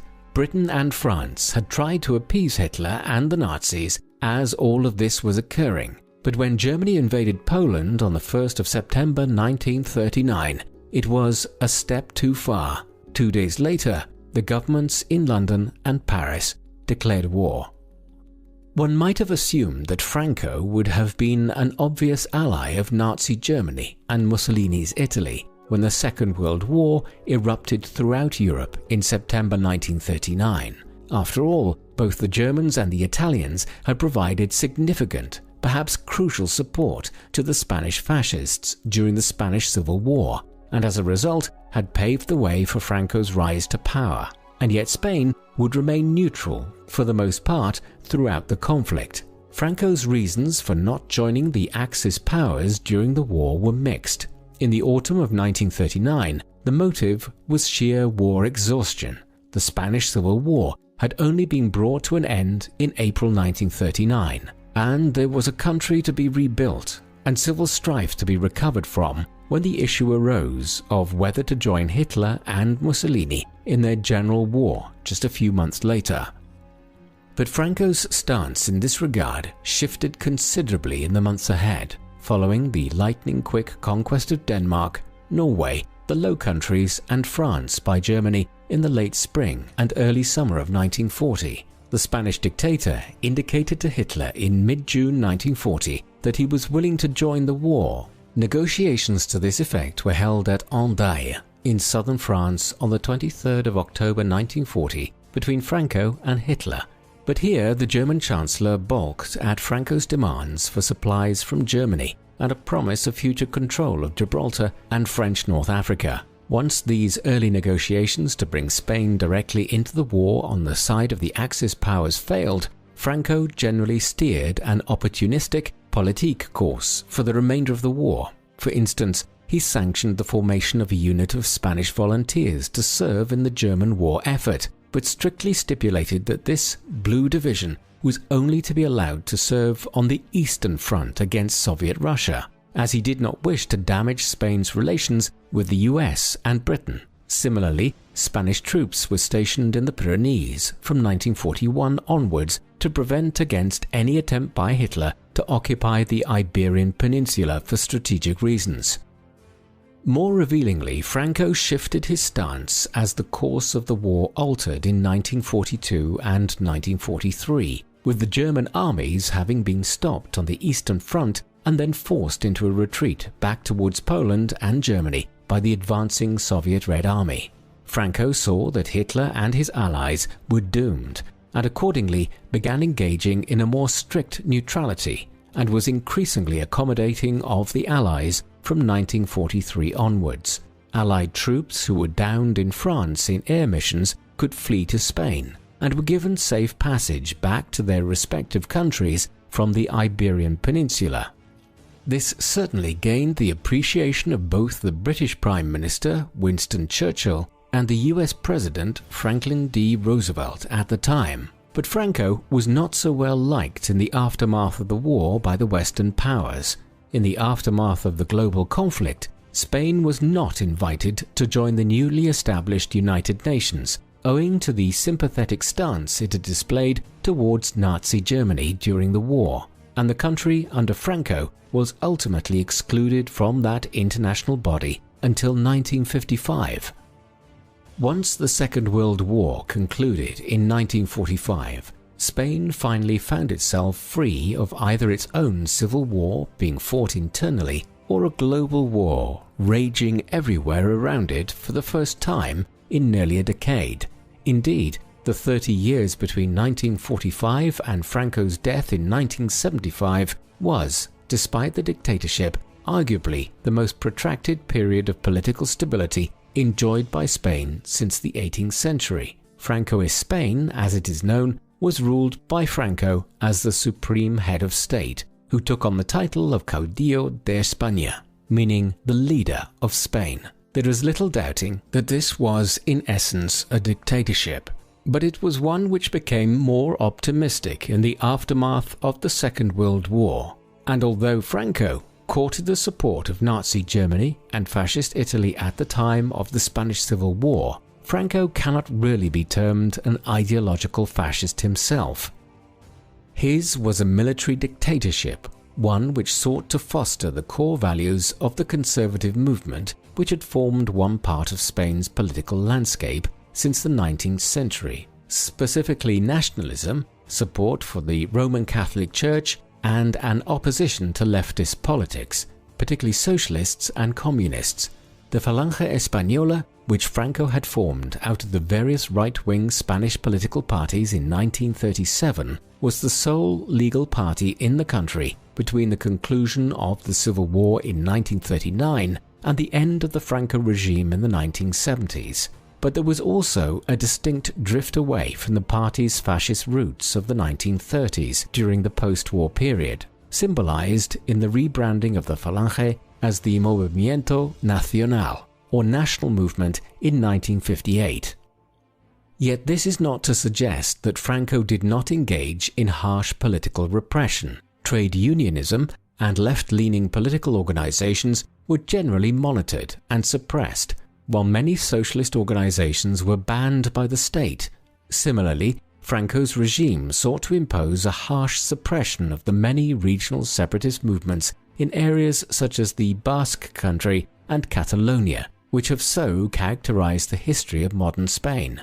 Such policies, though, were only so effective. Indeed, in some instances, they proved counterproductive. Attempts to curb Basque separatism, for instance, simply eventuated in the formation of the Euskadi ta Askatasuna organization, or ETA for short, in 1959, meaning Basque Homeland and Liberty. ETA developed in the 1960s into a terrorist paramilitary organization bent on using bombings, assassinations and kidnappings to pressure the Spanish state in order to gain independence for the Basque region in northern Spain. Other authoritarian policies have cast a shadow over the Franco regime. Surely one of the most heinous aspects of Franco's dictatorship was the abduction of the children of Spanish Republicans and their fostering out to nationalist families. Much of the goal here was a form of social engineering, whereby these children, who would most likely be raised as left-leaning socialists and Republicans if they remained in their original family units, would now be raised as conservatives and traditionalists in line with the political ideologies of the Francoist regime. This practice had started during the Civil War, often involving children whose parents had been killed during the conflict, but it intensified to soon involve the children of Republicans who were arrested and imprisoned. It continued into the 1940s, before petering out in the 1950s, and eventually involved tens of thousands of children, perhaps into the hundreds of thousands. Many of these children never knew the circumstances of their birth or were never repatriated to their parents, and the legacy of what has been termed the lost children of Francoism was undoubtedly one of the worst crimes perpetuated by Franco's dictatorship. Elsewhere in the 1940s and 1950s, the powerful position of the Roman Catholic Church throughout Spanish society was cemented through Franco's policies. The Church's close alliance with Franco ensured that it was given almost complete control over the country's educational system, including Spain's universities, where lecturers and professors were screened for their Catholic credentials, and in Spanish society, divorce, contraception, and abortions were all prohibited.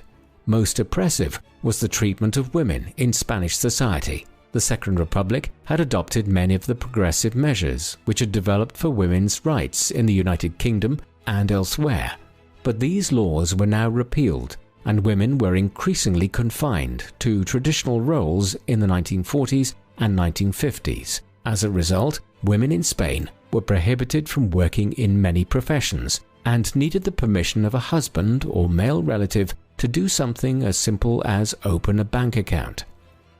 The middle years of the Franco regime in the late 1950s also saw considerable changes in Spain's colonial possessions in North Africa. In 1956, the French-held parts of Morocco gained independence, and the Spanish state simultaneously agreed to relinquish some of the territory it had acquired in northwest Africa nearly a half-century earlier. Yet this did not prevent conflict erupting between Franco's Spain and the Morocco of Sultan Mohammed V in 1957. The Ifni War, as it has become known, dragged on for 8 months into the summer of 1958 and resulted in Spain ceding Tarfaya to Morocco. Further territory would be ceded in subsequent years, and the Spanish colonies in the Gulf of Guinea were granted independence as Equatorial Guinea in 1968, whilst in 1975, shortly before Franco's death, a withdrawal began from the extensive territory known as Spanish Sahara, the sovereignty of which is still contested today between Morocco and Mauritania. Yet some small enclaves in northwestern Africa have been retained down to the present day, notably the cities of Ceuta and Melilla in northern Morocco.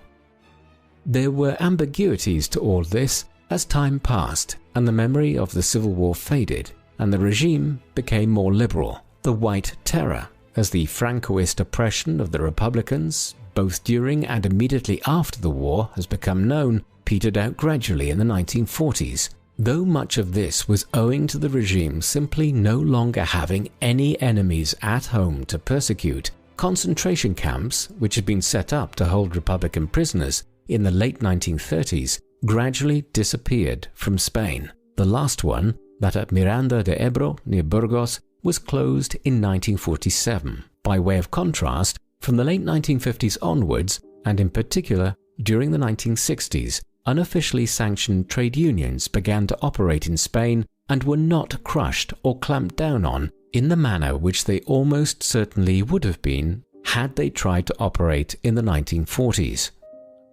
In other ways, Spanish society was undergoing some limited liberalization from the late 1950s onwards. For instance, some of the restrictions on what women could or could not do were relaxed in the 1960s. Censorship of the press and the media also became less severe in the last 15 or so years of Franco's dictatorship, although any overt criticism of the regime itself remained a crime. Much of this must be viewed in light of the country's drift into the Western capitalist bloc of states led by the United States during the Cold War from 1955 onwards.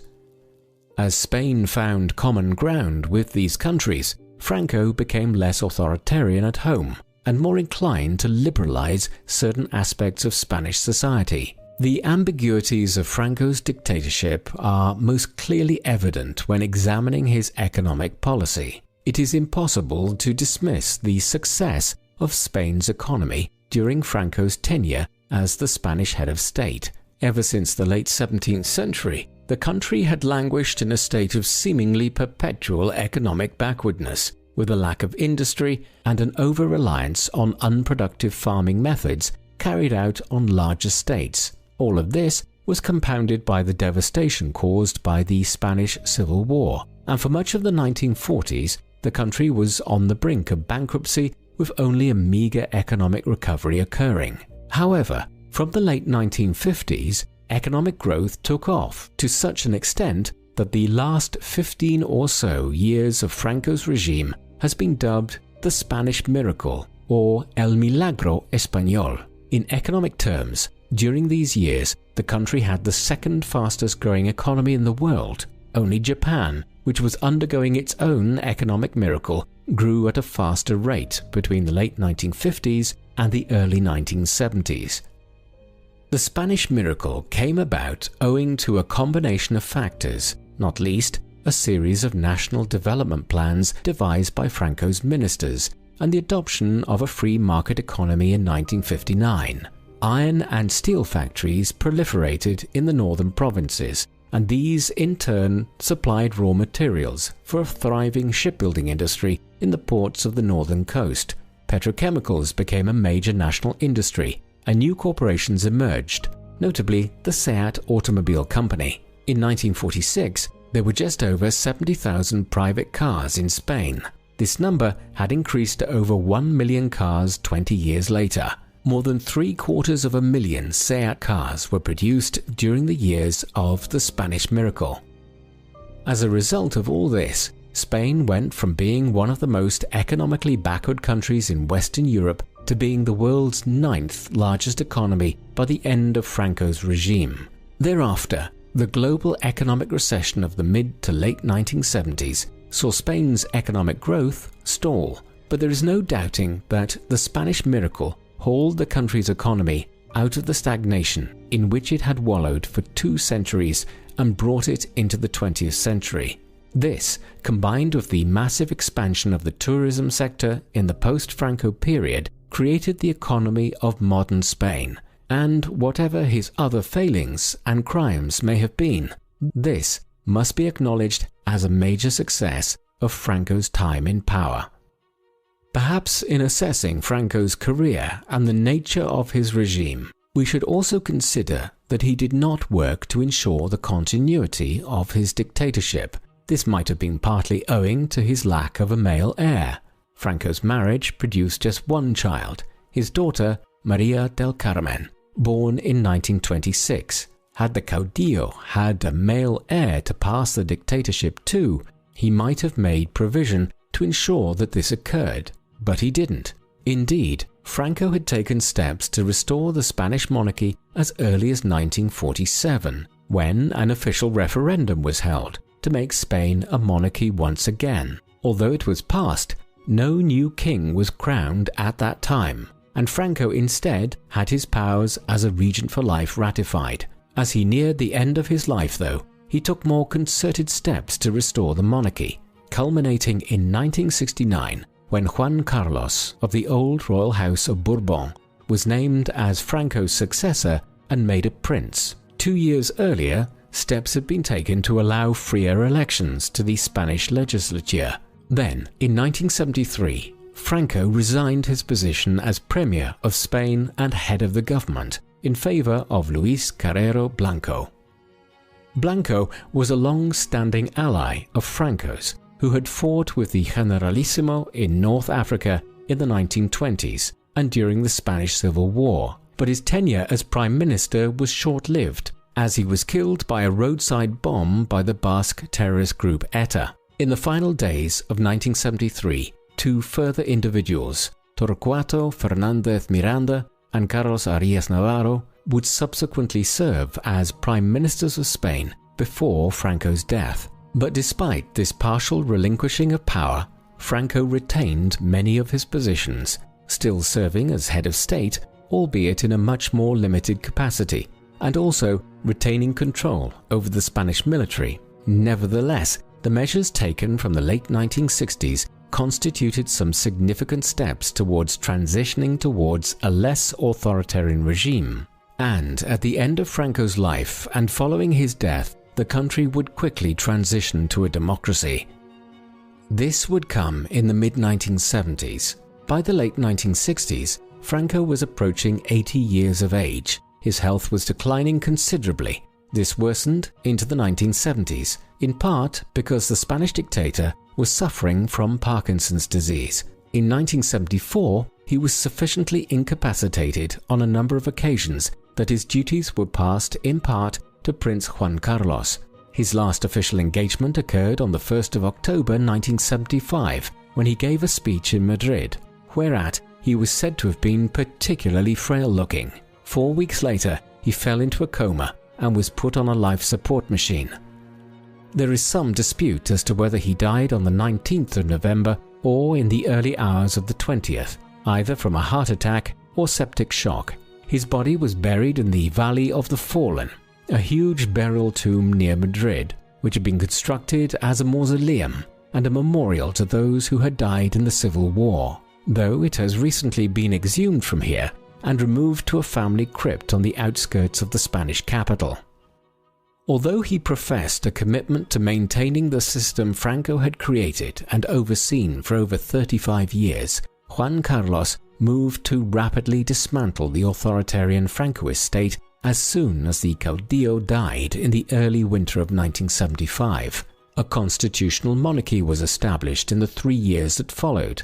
On the 15th of June 1977, the first free and open general election to have been held in Spain since 1936 took place, returning a high number of centrist and left-wing delegates to Parliament, an indication of the shift away from the right-wing politics of the Franco era. A year and a half later, a new constitution was ratified in December 1978. This has become the basis of Spain's modern constitutional monarchy, the total failure of an attempted coup d'etat in February 1981 by elements within the Spanish military who wished to see a restoration of authoritarianism in Spain was indicative of how quickly the country had successfully transitioned into a liberal democracy in the years immediately following Franco's death. General Francisco Franco is perhaps the most ambiguous of the dictators who seized power throughout Europe in the mid-20th century. He came to power as a result of a bloody civil war in which the conservative military bloc which he led was forever tarnished through a series of atrocities such as occurred in Guernica in April 1937, and through its associations with Nazi Germany and Fascist Italy. In the 1930s and 1940s in particular, Franco's regime was responsible for the killing, arrest, or drastic interference in the lives of millions of Spanish civilians. This was especially the case in the aftermath of the Civil War, when the Spanish courts were dealing in the summary conviction and execution of hundreds of Republicans every day for months on end. Any assessment of his career must start by acknowledging this terrible legacy. But there is also little doubting that the Franco regime changed over time, in particular as it entered the 1950s. Francoist Spain became less repressive and, switching from an overt totalitarianism to a less brutal authoritarianism, there were also a number of considerable advances in Spanish society in the last 2 decades or so of Franco's regime. with a growing affinity with the US Western Bloc of powers from 1955, when the country was admitted to the United Nations. Most significantly, the Spanish economic miracle, which occurred between 1959 and the mid-1970s, finally hauled Spain out of the economic malaise it had been languishing in since the 18th century and made it one of the world's ascendant economic powerhouses. This created economic opportunities and prosperity for the Spanish working and middle class, which was unparalleled up to that point in modern Spanish history. This certainly does not excuse Franco's crimes, but it should be considered in any balanced appraisal of his time in power. And then there is the character of Franco himself. Who or what was he? He was an exceptionally private man, and the real Francisco Franco is hard to identify. Perhaps he might best be defined as a product of Spain itself, and one who shifted his own political stances in line with the prevailing trends of European and global politics between the 1930s and the 1970s. In the years leading up to the Civil War, he was a staunch advocate of Spanish conservatism, one of the two prevailing political stances in the country since the early 19th century. In this respect, he was an ardent anti-communist, a feature which was perhaps the most consistent aspect of his political views throughout his 4 decades in power. However, despite his ties to Hitler and Mussolini, Francisco Franco was not really a fascist, and in the course of the 1950s, the regime softened its stances considerably, eventually drifting towards closer ties with the US and the Western European states, as the Cold War made the right-wing Spanish regime a natural ally. Thus, Franco adapted to fit the prevailing political winds. Perhaps this was who he was in the end, a political chameleon, born of the chaos of Spanish politics in the age of extremes, which characterized Europe in the first half of the 20th century. What do you think of General Franco? Should we view him entirely in light of his brutal takeover of Spain in the 1930s, or did his later rule substantially rehabilitate him from his earlier crimes? Please let us know in the comment section, and in the meantime, thank you very much for watching.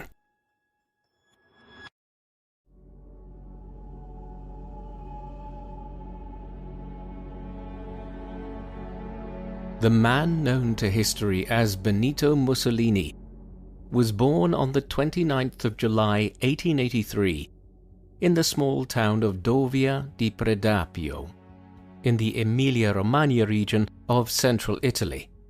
His full baptismal name was Benito Amilcare Andrea Mussolini.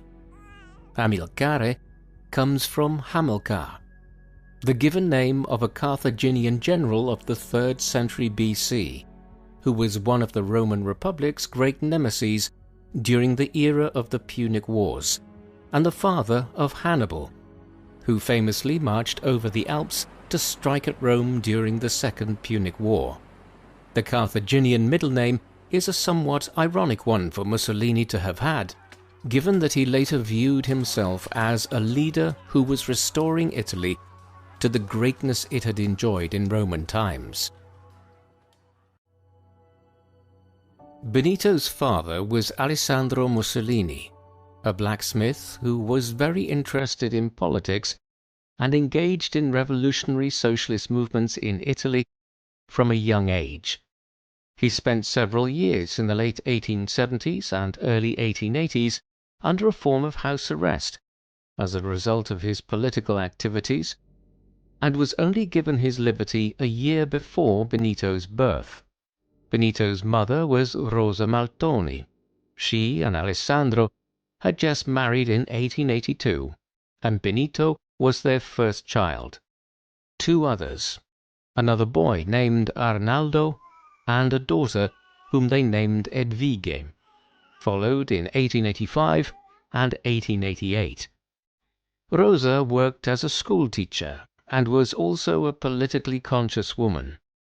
She and Alessandro named their eldest son after Benito Juarez, the President of Mexico for much of the period between 1858 and 1872, who had led the liberal resistance in the country to the French intervention in its politics and the establishment of Maximilian Habsburg as Emperor of Mexico between 1864 and 1867.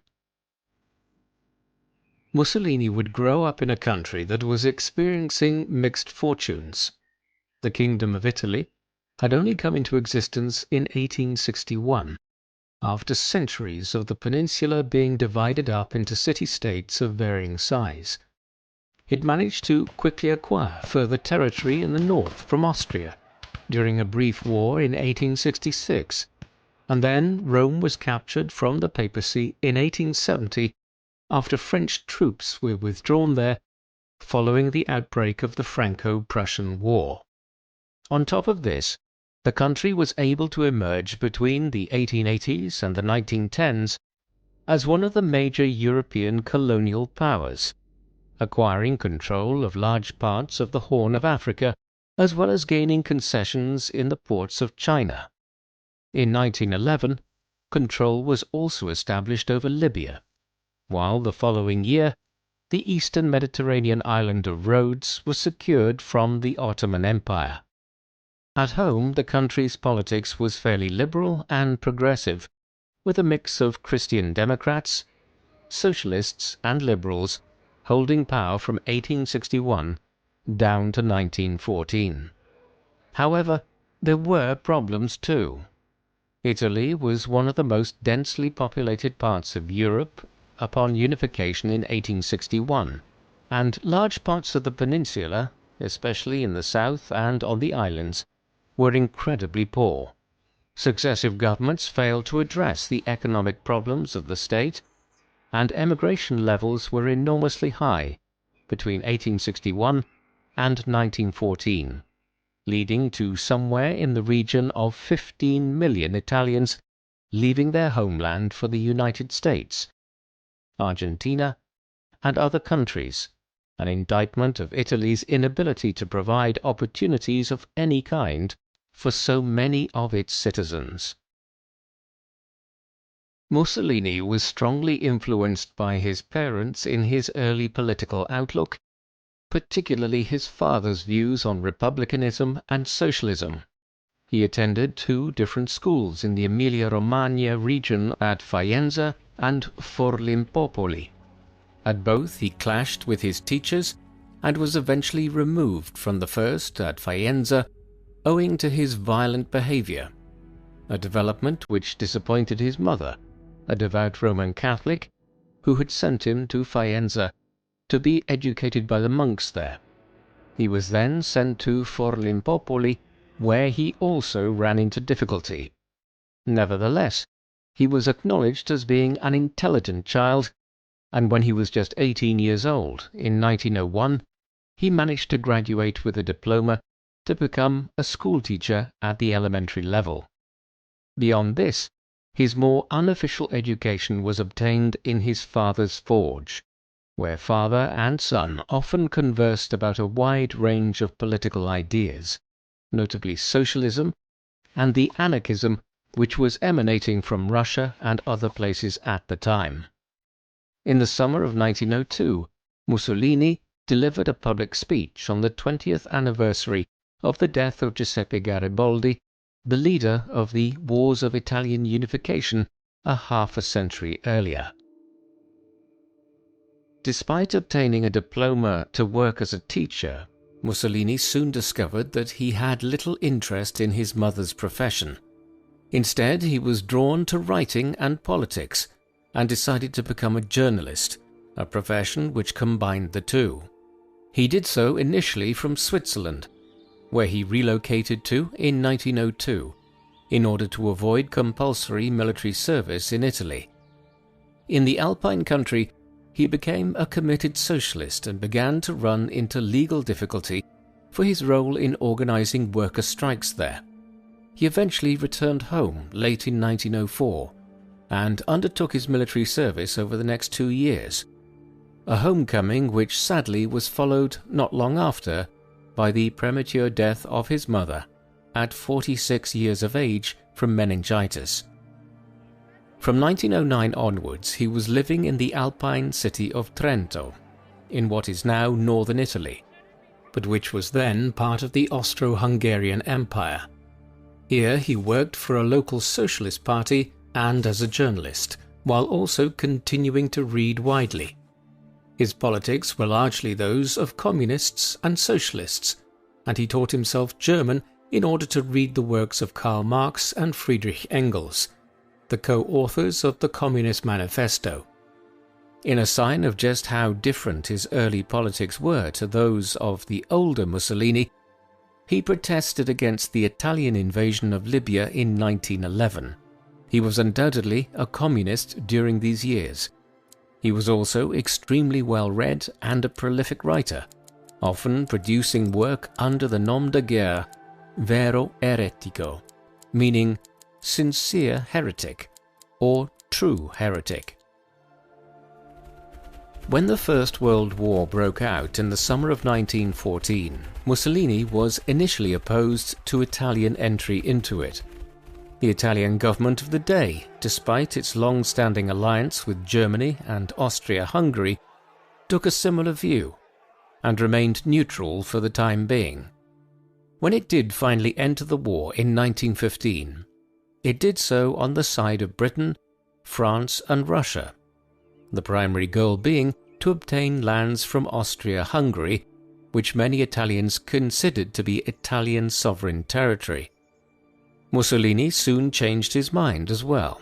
In November 1914, he founded a newspaper, Il Popolo d'Italia, the People of Italy, in Milan, one which took a pro-war stance. This volte-face in his views on the war saw Mussolini expelled from the Italian Socialist Party. This period was the critical one in terms of his shifting political stance, and Benito now founded a new political party. He named it the Fascio Rivoluzionario d'Azione Internazionalista, meaning Revolutionary Fasces of International Action.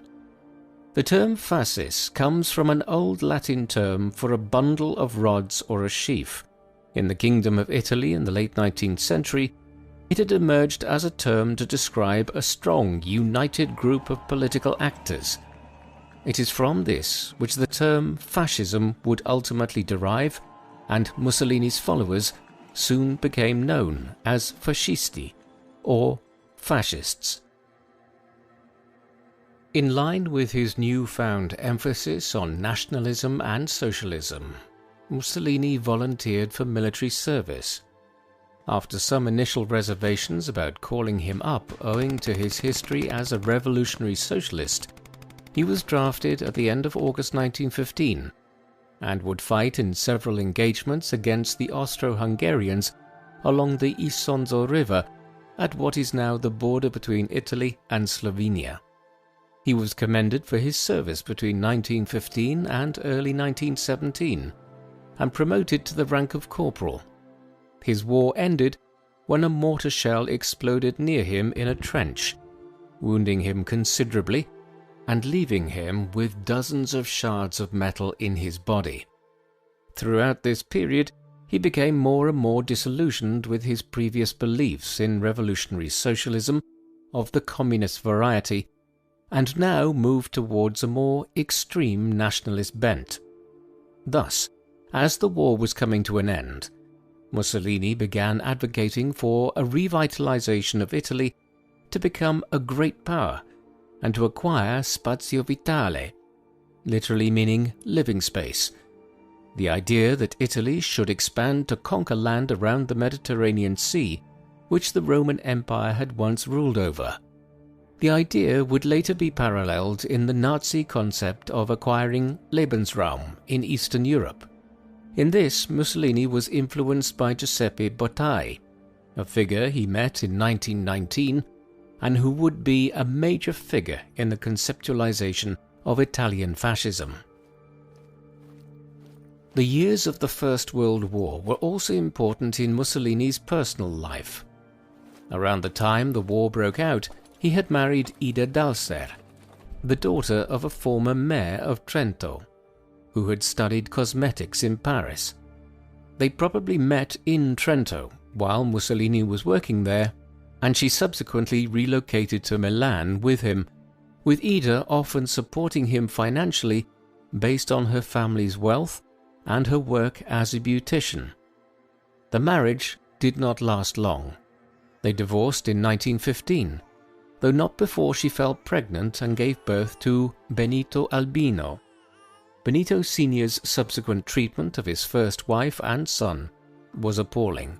He did not support them in any way, and after he came to power in 1922, he had them placed under police observation as he repeatedly denied ever having been married to Dalser.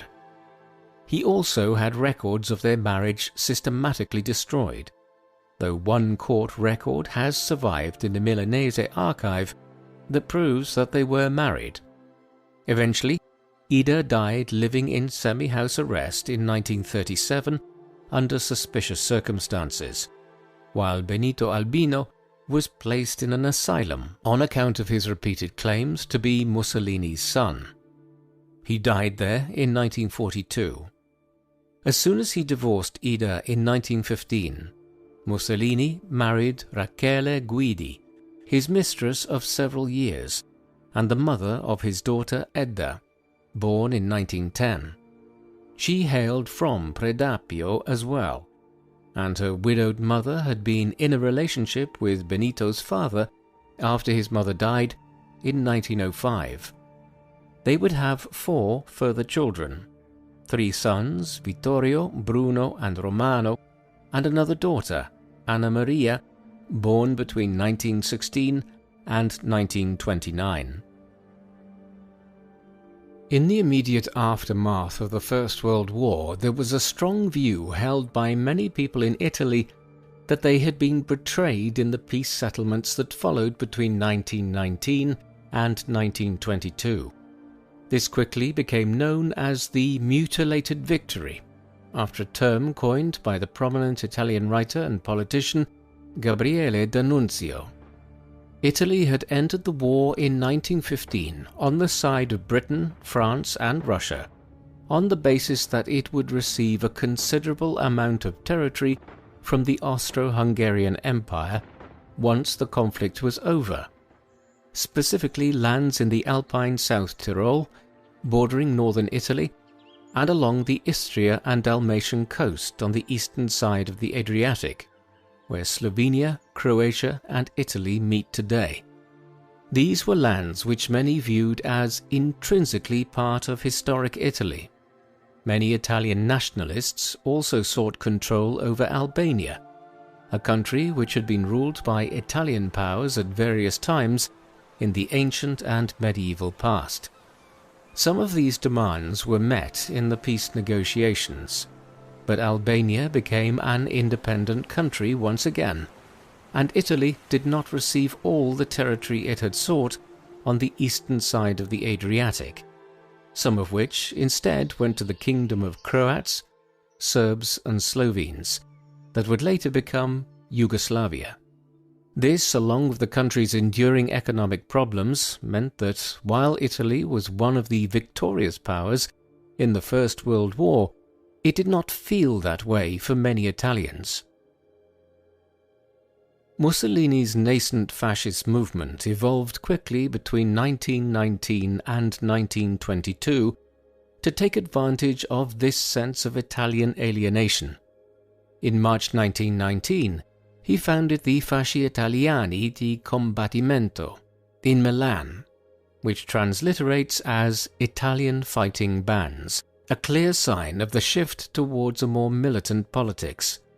They soon were forming squadrismo, squads of black-shirted paramilitaries or squadristi, who, in the febrile atmosphere of Italian and European politics in the post-war era, attacked people of Slavic heritage in Italian cities and towns, the perceived enemy of Italy in the contested Adriatic coastal regions.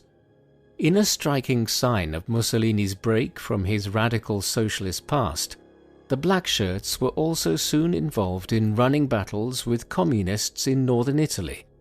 notably during a general strike in Milan in 1920. The Black Shirts were the first of numerous fascist paramilitary organizations that would appear in Europe over the next decade or so, others being the SA Brown Shirts of the Nazis, the Black Shirts of Oswald Mosley in Britain, and the Green Shirts of the Yugoslav Radical Union in the Balkans. The Black Shirts in Italy would remain a feature of Mussolini's organizations even after he established a new party again in 1921. This was one known as the Partito Nazionale Fascista, or National Fascist Party. It would be the first fascist party to seize power anywhere in Europe. What is perhaps most striking about Mussolini's movement is the speed with which he managed to secure power. The National Fascist Party was established in November 1921, and less than a year later, Mussolini was in charge of Italy. In the 1921 general election, while still campaigning as the Fasci Italiani di Combattimento, Mussolini and his followers had won 35 seats in a general election as part of the wider National Bloc. The same election ended in a deeply divided parliament, and Italy's unstable post-war politics continued. Indeed, the situation became worse as Mussolini began engaging in a fascist insurgency whereby he sought to destabilize the country and present his National Fascist Party as the most suitable option to stabilize the situation. Matters boiled over into disorder in August 1922, when Mussolini's Black Shirts effectively seized control of Milan, attacking socialist organizations all over the city and appointing their own members to municipal offices. When the national government in Rome did little to stop him in Milan, Mussolini was emboldened. He now began preparing to march on Rome, principally from Milan, but also ordering units of squadristi to do so from Naples and other towns and cities. The march on Rome commenced on the 28th of October 1922 and would end 3 days later with somewhere over 25,000 Black Shirts involved. Mussolini himself did not lead the march, though he did appear at critical junctures to be opportunely photographed as though he did. It all had the desired effect. King Victor Emmanuel III appointed Mussolini as the new Prime Minister of Italy on the 30th of October. The following day, the Black Shirts parading through the Eternal City, he formed the first fascist government the world had ever seen. Mussolini did not immediately acquire dictatorial powers. It was a gradual process in the first 2 or 3 years that he was in office. A number of events helped him consolidate his control over Italy. In August 1923, an Italian diplomat named Enrico Tellini was killed while adjudicating on a border dispute between Greece and Albania. Mussolini responded by invading the Greek island of Corfu in September. He subsequently relinquished control of the island, but extorted 50 million lira off the Greek government in return for doing so, while the Corfu incident also helped quell Greek calls for the return of Rhodes and the other Dodecanese islands in Italian possession. It hugely bolstered Mussolini's reputation in Italy, seemingly proving that a fascist leader was capable of asserting a strong Italian international presence. Just 2 months after this, the Acerbo Law was passed, which dictated that the party which received the most votes in an Italian election would receive 2/3 of the parliamentary seats. This was employed when a new election was held in April 1924. While the election itself was somewhat fair, the application of the wildly undemocratic Acerbo Law ensured Mussolini completely controlled the parliament that resulted from it. Finally, in 1926, all other political parties other than Mussolini's National Fascist Party were banned. completing the transition to a one-party dictatorship. In line with this, Mussolini increasingly became known as Il Duce, the leader, a title which Adolf Hitler would later adopt in Germany, though using the Germanic Führer. The question arises from all of this as to what extent Mussolini was the architect of European fascism, an ideology that would be adopted by a wide range of countries across Europe in the 1930s. There is no denying that Mussolini was a pivotal figure in this, not simply because it was he that led the National Fascist Party and the Blackshirts to power, but also because he wrote extensively on the topic in numerous essays and books in the 1920s and 1930s, most notably The Doctrine of Fascism, an essay he produced in 1927. Yet others were just as significant, notably the political philosopher Giovanni Gentile, who served as the Minister for Education early on in Mussolini's government. Gentile composed a work entitled Manifesto of the Fascist Intellectuals in 1925, following the Conference of Fascist Culture in Bologna that March, and many other Italian intellectuals signed it. He was also probably involved in writing the first draft of Mussolini's Doctrine of Fascism. There were numerous others who were just as involved in the origins of fascism. For instance, though he would come to oppose Mussolini's regime, Gabriele D'Annunzio, the prominent political figure and writer who devised the concept of a mutilated victory for Italy after the First World War, was a major inspiration for Mussolini's ideas.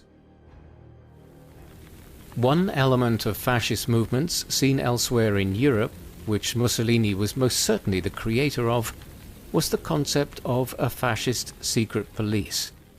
In 1927, as he continued his consolidation of power, Mussolini established the Opera Vigilanza Repressione Antifascismo, the Organization for Vigilance and Repression of Anti-Fascism. This forerunner of the Gestapo in Germany would eventually grow to about 50,000 operatives and was responsible for carrying out thousands of raids and interviews every week at the height of their efforts to crush any activities they deemed anti-fascist. Heinrich Himmler, the head of the Nazi SS, would subsequently visit Italy to see the OVRA in action.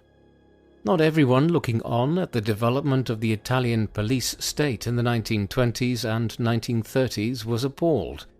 For instance, Winston Churchill, the future wartime leader of Britain, expressed some admiration for what Mussolini had achieved in bringing stability to Italy and reducing lawlessness, as did many other international leaders.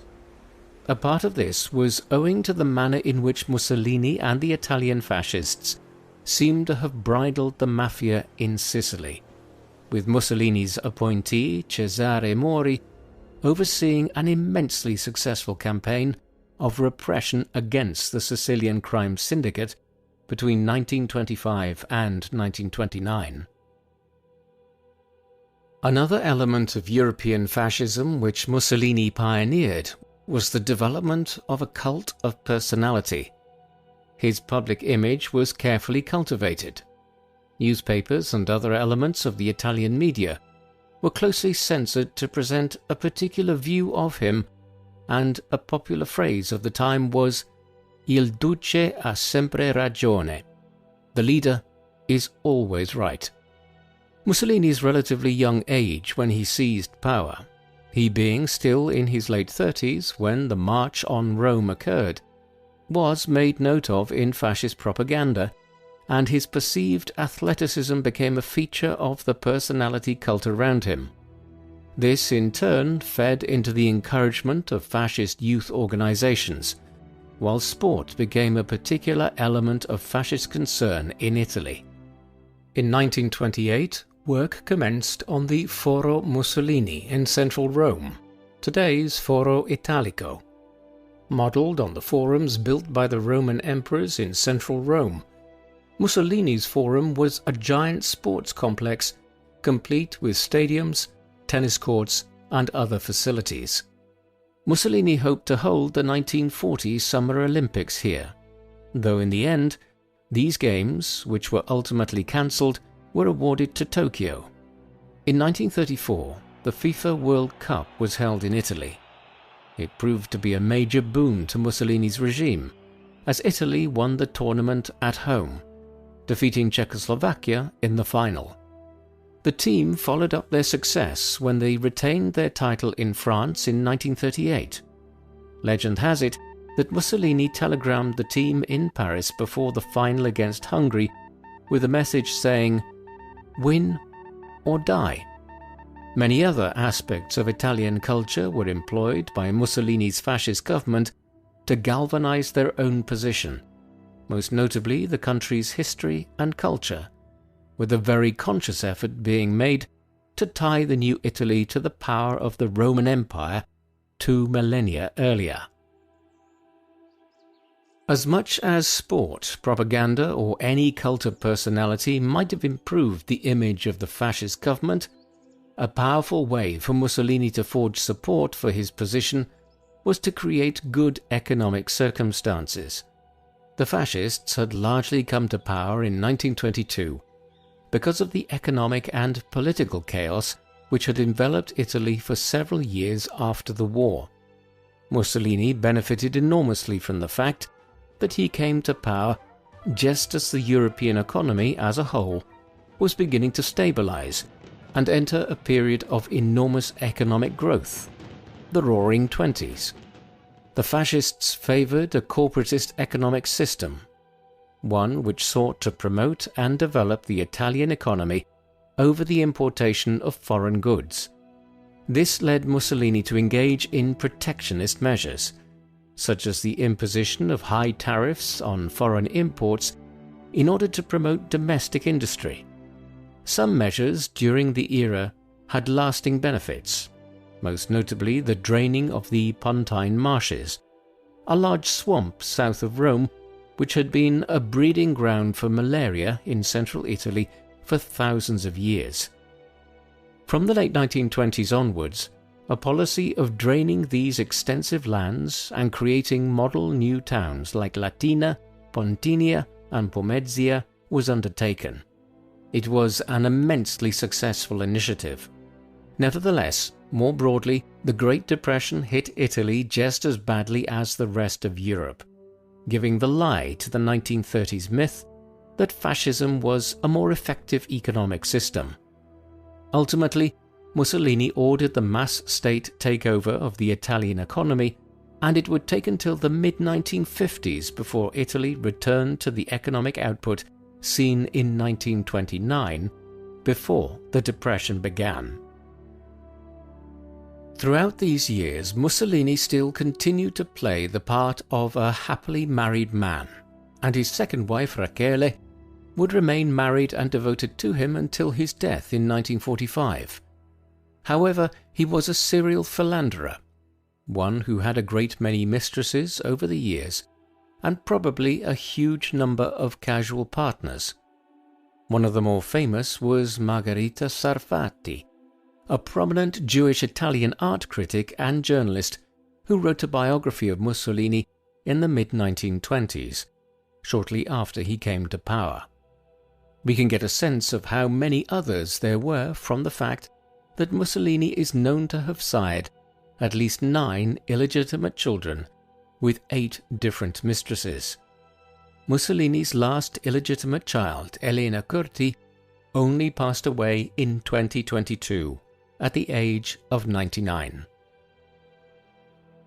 An important part of Mussolini's approach towards government was the aim of building Italy into a great power and rectifying the perceived injustice the country had suffered at the end of the First World War. One of the resentments held by many Italian nationalists was that, unlike Britain and France, Italy had not received control over mandated League of Nations territories, such as Germany's former African colonies, or the lands of the Ottoman Empire in the Levant. Mussolini would seek to remedy this by solidifying Italian control over its existing colonies and expanding them where possible. He began in Libya, a large colony in the Maghreb which Italy had acquired nominal control over in 1911, but which remained unstable.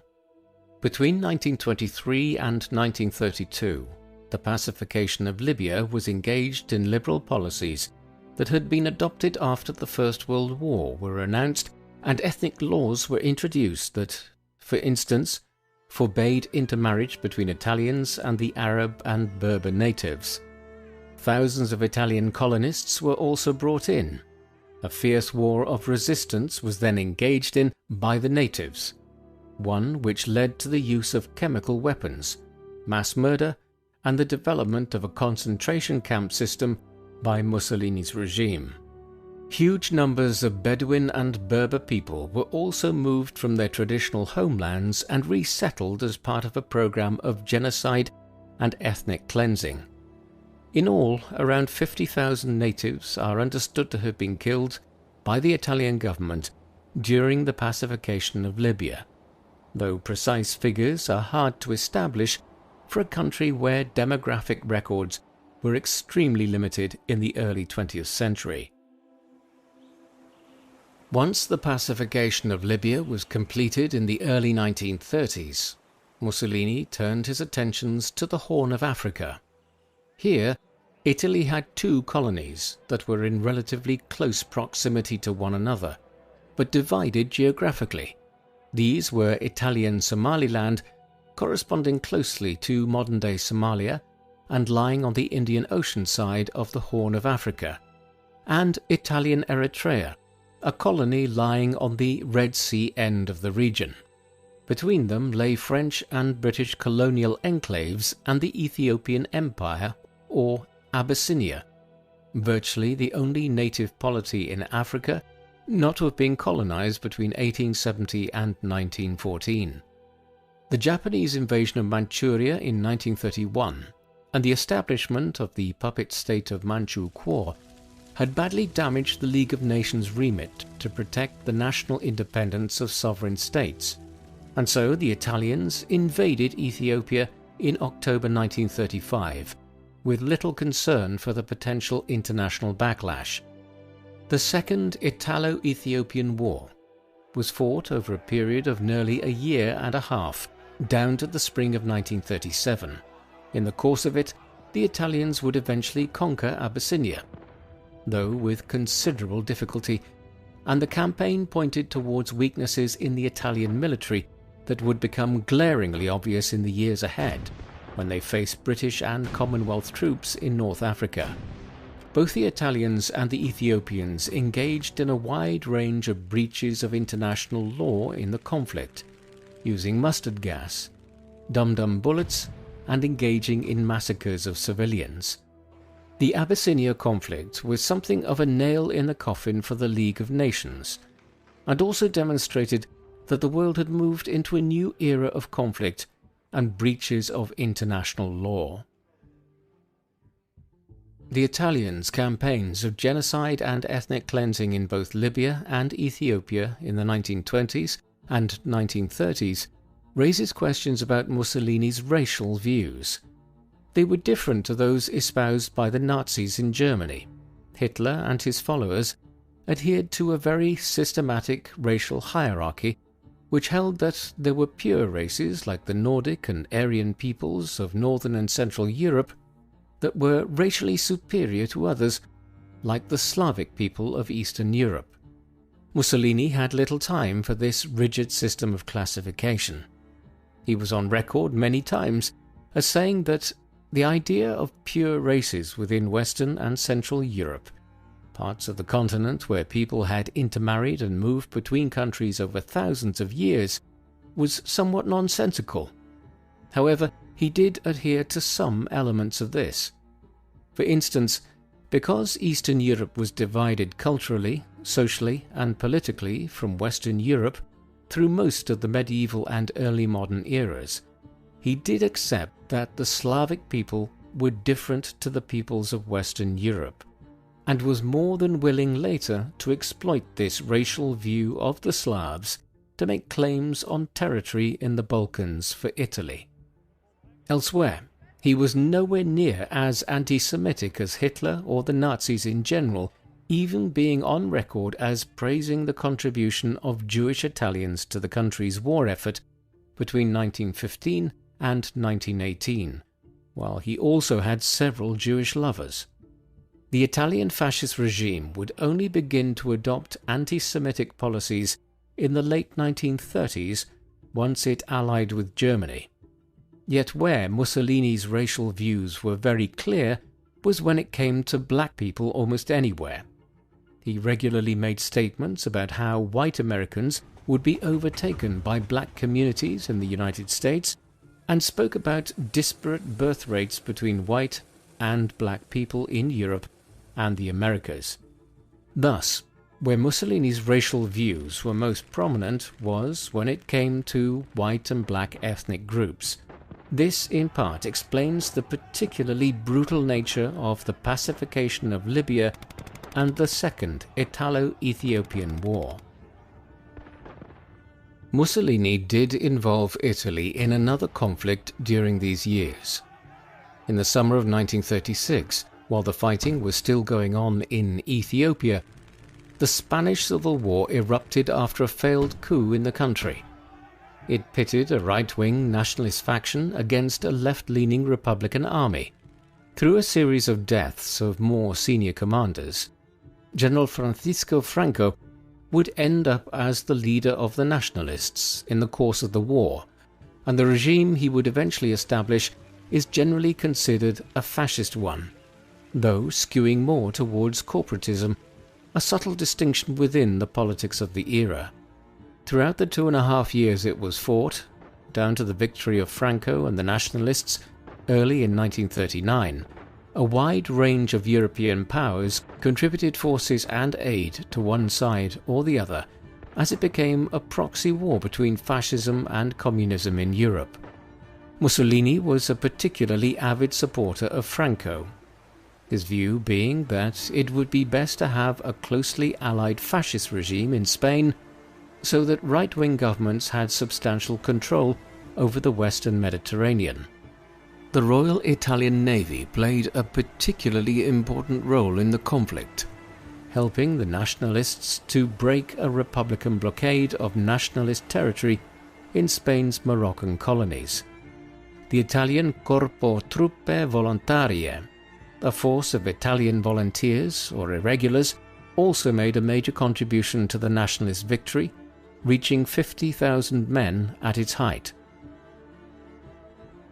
The Spanish Civil War was significant in also being the first episode during which Mussolini was closely aligned with Adolf Hitler and Nazi Germany. Both fascist states provided aid to Franco. However, it is a common misconception that Mussolini was a natural ally of Hitler's after the Nazis seized power in Germany in 1933. In reality, Mussolini was skeptical about the possibility of a German alliance throughout the 1930s.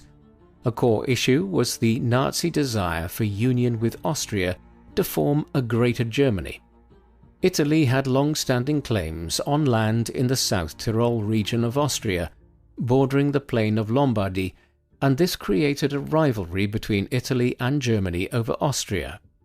Throughout the period from 1933 to 1938, during which the Nazis attempted to seize control of Austria through numerous means, Mussolini was supported of the Fatherland Front government in Vienna. It was only gradually from 1937 onwards, once Mussolini needed German support for his actions in the Horn of Africa, and the two began cooperating together in Spain, that an agreement was reached in 1937, whereby Mussolini would not overtly resist German annexation of Austria, provided that Hitler would never make claims on any lands which Italy had obtained from Austria at the end of the First World War. With this agreed, Hitler went ahead and annexed Austria in March 1938.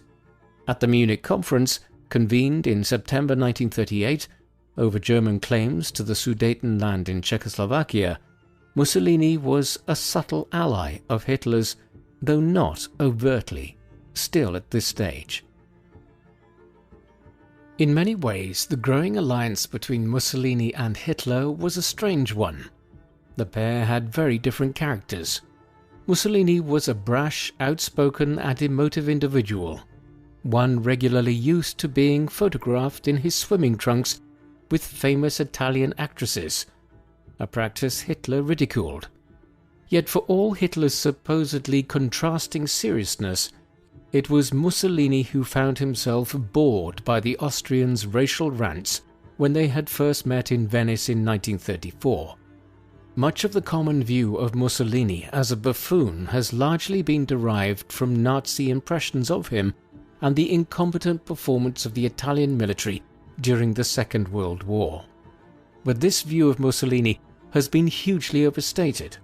The Italian dictator was the father of European fascism and had authored multiple books, ranging from writings on politics to a biographical study of Jan Hus, the Bohemian religious reformer of the early 15th century, whose work was an antecedent to Martin Luther and the Protestant Reformation. Mussolini even penned a romance novel called The Cardinal's Mistress. At the Munich conference, it was Mussolini who acted as chief translator, being fluent in French and having functional German and English. Mussolini was many things, but the popular view of him as a buffoon or a second-tier dictator with an outlandish desire to restore Italy to the glory days of the Roman Empire is a misconception. He was an intelligent individual, though also an entirely immoral and unscrupulous one. The Munich conference only created a brief reprieve from war in Europe.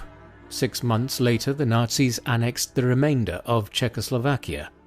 By then, Britain and France were trying to speedily rearm, and when Poland was invaded in the first hours of September 1939, they responded by declaring war on Germany. The Second World War had begun, but Italy would not join it for nearly another year, despite Germany and Italy having agreed to the Pact of Steel, a virtual military and political alliance, on the 22nd of May 1939. Mussolini decided to wait and see what happened at this early stage, encouraged to do so by King Victor Emmanuel III and numerous senior Italian ministers. There were even offers from Paris and London courting Italy as an ally in the war, though Mussolini seems to have never taken them seriously. In the end, when Germany swiftly conquered Denmark, Norway, the Netherlands and Belgium in April and May 1940, and then seemed to be swiftly moving towards seizing control of Paris, Mussolini decided to act. On the 10th of June 1940, he declared war on France and Britain. Italian troops then quickly invaded parts of eastern and southeastern France to secure territory there as part of an arrangement with Hitler. In entering the war, Mussolini's valorizing of the Italian past must be borne in mind, and he now sought to reconstitute a large part of the Mediterranean Empire of the Romans by acquiring territory from France, in the Balkans, Greece, and across North Africa. Designs which he also referred to as the concept of a third and fourth shore, whereby Italy would rule over not just the shores of the western Adriatic and the Tyrrhenian Sea, but also the eastern Adriatic and the central Mediterranean coastline of North Africa. Mussolini and the Italian fascists had already begun their efforts to acquire a third shore in the Balkans even before the Second World War began. While Britain and France were distracted with trying to curb the Nazis' endless demands for lands in Central Europe in 1938 and 1939, Il Duce formed a plan to invade the Kingdom of Albania just across the Straits of Otranto from southern Italy.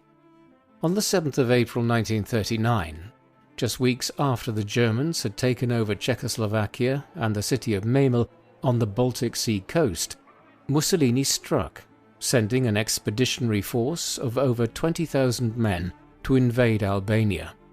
With modern aircrafts and battleships, the invasion was a complete success, and an Italian protectorate was established in Albania just a week later.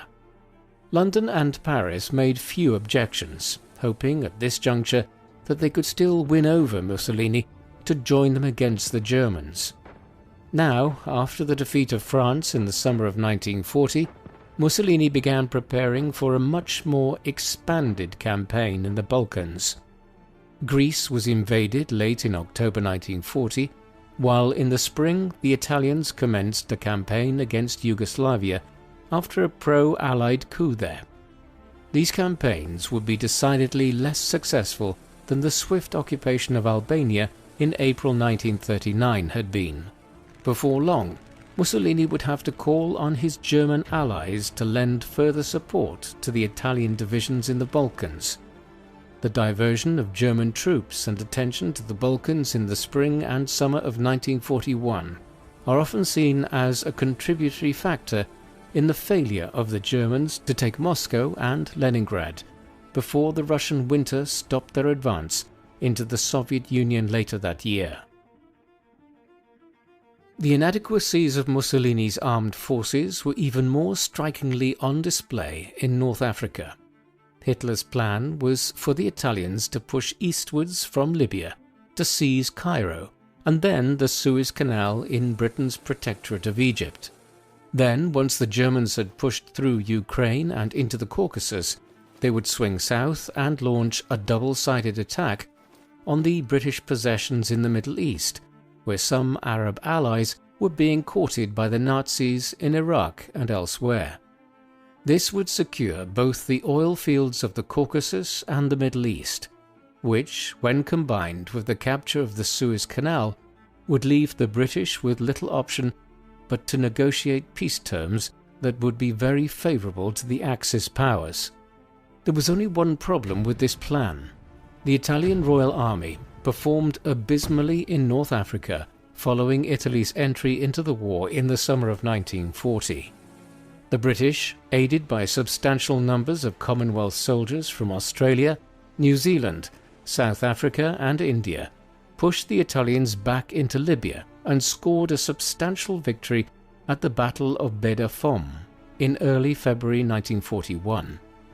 A few days later, Erwin Rommel was appointed to head up the Afrika Korps, a German expeditionary force that had been preparing to head to North Africa for several weeks.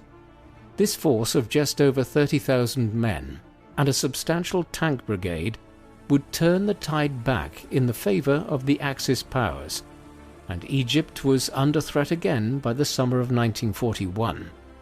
Still, the necessity of drawing on German aid in both the Balkans and North Africa pointed towards the hollowness of Mussolini's claims regarding Italy being a newly ascendant great power in the Mediterranean.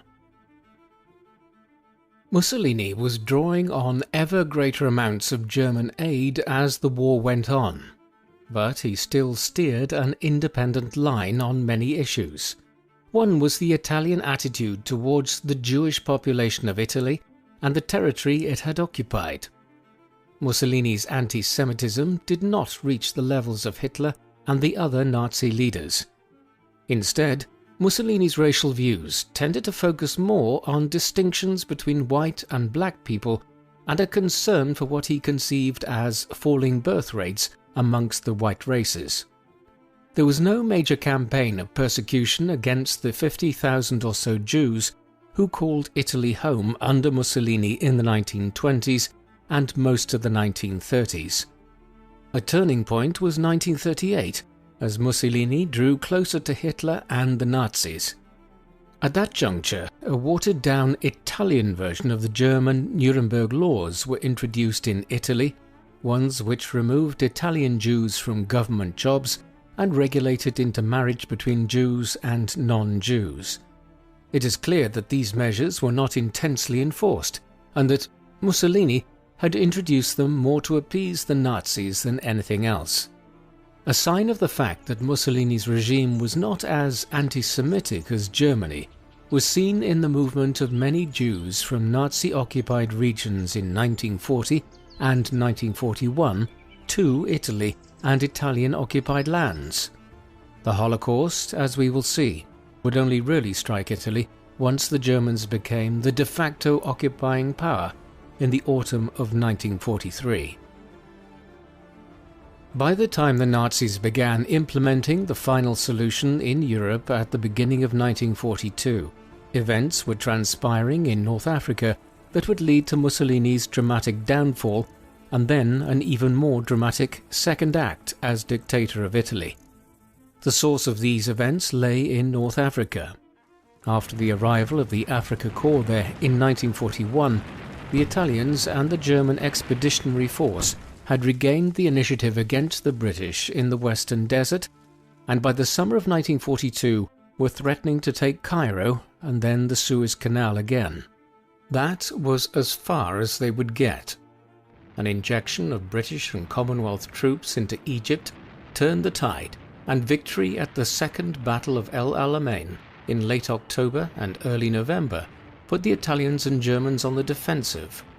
They would never regain the initiative, in large part because, as the fighting at El Alamein was coming to an end, Allied armies were making amphibious landings at key locations along the coast of Morocco and Algeria, two French colonies under Axis control. By the spring of 1943, with the great manpower and resources of the United States coming to bear, the Germans and Italians were corralled into Tunisia, where they were finally defeated in May of that year, bringing the North Africa campaign to an end. Even before victory was achieved in North Africa, plans were well underway amongst the Western Allies to open a second front in Europe to take some pressure off the Soviet Union in Eastern Europe by diverting German resources elsewhere. Winston Churchill wanted this new front to be established in the Balkans, yet eventually the more logical plan was selected. This was to invade the island of Sicily, lying close to the massed Allied forces in Tunisia, and then quickly cross the short distance to southern Italy. What was codenamed as Operation Husky began with an aerial bombardment of Italian positions on the 9th of July 1943, followed by an amphibious assault on the west and south of Sicily on the 10th, during which over 150,000 Allied troops began making landfall. The Sicily campaign would last 6 weeks before the island was fully secured by the Western Allies, succeeding in drawing extensive German resources away from Eastern Europe in the process to shore up the defence of Italy. A 2.5-week reprieve followed before the Allies began the process of transferring hundreds of thousands of soldiers across the Straits of Messina and through the Gulf of Taranto and the Tyrrhenian Sea into southern Italy to begin the conquest of Italy on the 3rd of September. Just over 3 years after entering the war, it was all ending in complete disaster for Mussolini. Even before the conquest of Sicily had been completed, Mussolini had been toppled in Rome. Mussolini was unquestionably the dictator of Italy from 1922 onwards, but he did rule alongside others, the Grand Council of Fascism being the foremost governing body of the regime. It was made up of senior army generals, leading members of the largely ceremonial Italian parliament, and a wide range of ministers and heads of corporate governing bodies. The Grand Council met on the night of the 24th of July, in the midst of the Sicilian campaign, when Mussolini stated that Hitler was considering a strategic withdrawal from southern Italy to form a defensive line against the Allies in the mountains of central Italy. The former Minister for Justice Dino Grandi, whom Mussolini had demoted in February, owing to his criticism of Italian efforts in North Africa, launched a blistering attack on Il Duce. A debate commenced and went on long into the night, with a vote held in the early hours of the 25th of July on whether Mussolini still had the confidence of the council members. He lost this by 19 votes to 8, Mussolini left and attempted to continue as though he was still in charge, believing that the council could not force through the decision. But at a meeting with King Victor Emmanuel III the next day, he was formally relieved of his office and placed under arrest. General Pietro Badoglio was then appointed as the new Prime Minister. Mussolini was detained for a time in various locations and would soon be taken to the Hotel Campo Imperatore in the massif of Gran Sasso, in the mountains to the east of Rome in late August. While he was under arrest, the new government of Badoglio was secretly entering into negotiations with the Allies to surrender to them and bring Italy out of the war, now that the devastation of the country and inevitable defeat lay ahead. To the north, Hitler and his generals were more than aware that this was probably occurring and had already developed their own plans for taking over Italy and the Italian armed forces before they could capitulate to the Allies. They would initiate this plan, codenamed Operation Achse, in early September. On the 3rd of the month, the very day the Allies began landing in southern Italy, the Italian government announced that it had agreed an armistice with the US and British. In response, Operation Achse was initiated. Hundreds of thousands of Italian troops were requisitioned into the German armed forces by appointing German commanders over their divisions, while German units flooded into northern Italy and began seizing control of large swathes of the peninsula. The Italian government itself eventually left Rome and headed south to join the Allies, while the Germans seized the capital and now prepared to make the Allies fight a bitter battle to secure central Italy. The Battle of Monte Cassino would rage throughout most of the first half of 1944. While Operation Achse was being carried out, Mussolini was still being held prisoner at the Hotel Campo Imperatore on the Gran Sasso Massif. Hitler and the Nazi High Command were aware that they needed a figurehead to impose control over northern Italy, and also that it needed to be made clear to the leaders of other Axis-aligned countries in Central Europe and the Balkans that if they came into jeopardy, the Germans would support them. Thus, a plan was concocted to rescue Mussolini. On the 12th of September 1943, a small unit of German paratroopers, led by the Special Operations Commander Otto Skorzeny, paraglided onto the mountaintop near the hotel the former fascist leader was being held in, while a separate team secured the cable cars that led up to the hotel lower down the mountain. They then entered the hotel and rescued Mussolini from the small unit assigned to guard him. A small plane was flown in to airlift Mussolini out. The Gran Sasso raid was so successful that even Churchill remarked on it as an operation of, quote, great daring. Mussolini was now established as the leader of a newly formed Italian Social Republic, the administrative capital of which was fixed at the town of Salo in northern Italy. Daring though it might have been, the Gran Sasso raid effectively made Mussolini a puppet ruler for Hitler in Italy. Upon being rescued from the mountains of central Italy, Mussolini was first flown to Prussia in northern Poland to meet with Hitler at his Wolf's Lair headquarters near Rastenburg. Here it was made clear to him exactly how reduced his position would be. The Nazis were to effectively annex the northeast of Italy into the cumbersomely titled Operational Zone of the Adriatic Littoral, while the fascist independent state of Croatia was granted lands on the eastern side of the Adriatic, south towards Split. Ironically, these were the lands which had been so contentious and led to the idea of a mutilated peace for Italy after the First World War, aiding the rise of the fascists in the first place. Having been humiliated through this stripping away of Italian land, Mussolini returned to Italy. He would reside for the last year and a half of his life at a nice villa on the shores of Lake Garda near Gargnano, in northern Italy. He had very little authority over the Italian Social Republic, which he was the nominal head of. Instead, he and his mistress, Clara Petacci, lived here under a form of semi-house arrest, guarded by the SS and having his correspondence screened to ensure he was not in any form of illicit contact with the Allies or the Italian government that had renounced him in the summer of 1943. When interviewed early in 1945, he expressed the view that he was little more than a walking corpse, a puppet for the Nazis waiting to be caught and executed by the Allies. Mussolini would not have to wait much longer for the Allied anvil to fall on him. The Germans and the Allies spent much of the remainder of 1943 consolidating control over their respective positions in northern and southern Italy.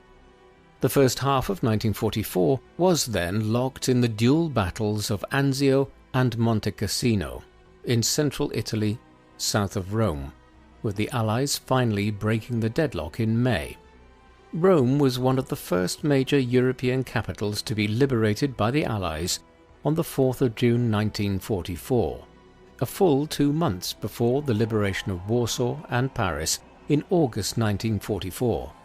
Thereafter, with the Western Front now opened in France, the strategic priority for the Western Allies shifted away from Italy, although the Allied advance continued at a slower rate into Tuscany and Mussolini's native Emilia-Romagna, while it was now possible to use Rome as a strategic base from which Allied bombing of northern Italy and Austria was initiated. In the interim, the Germans had begun extending the final solution to northern and central Italy, while the substantial communities of Jewish people in Rome, Milan, Genoa, Florence and Venice had largely avoided persecution under Italian fascist rule.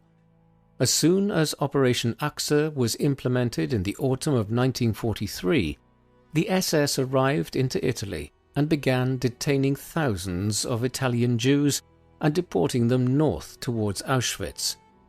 They were systematically obstructed in their efforts by ordinary Italians, and over 40,000 Italian Jews, over 80% of the total Jewish population in the country, would survive the war. In early April 1945, with the Battle of Berlin commencing far to the north and the Western Allies fanning out all over western, southern and central Germany, Operation Grapeshot was commenced in Italy. This involved hundreds of thousands of Allied troops moving north to try and break through the Gothic Line, a series of German defences blocking the southern route into the plain of Lombardy. On the 18th of April, in response to the Allied advance, Mussolini moved from Gargnano to Milan. Unlike many of the German Nazi leaders who would kill themselves before being captured, Mussolini intended to be taken alive and believed that he could negotiate decent terms through the intercession of the Archbishop of Milan, Alfredo Schuster. But a meeting between Schuster and Mussolini a week later failed to result in an agreement after Mussolini resisted a demand by representatives of the Italian communist partisans who had been fighting the Nazis in northern Italy to declare himself in favour of an unconditional surrender to the Allies. Perhaps Mussolini believed he would be murdered by the Germans if he did so.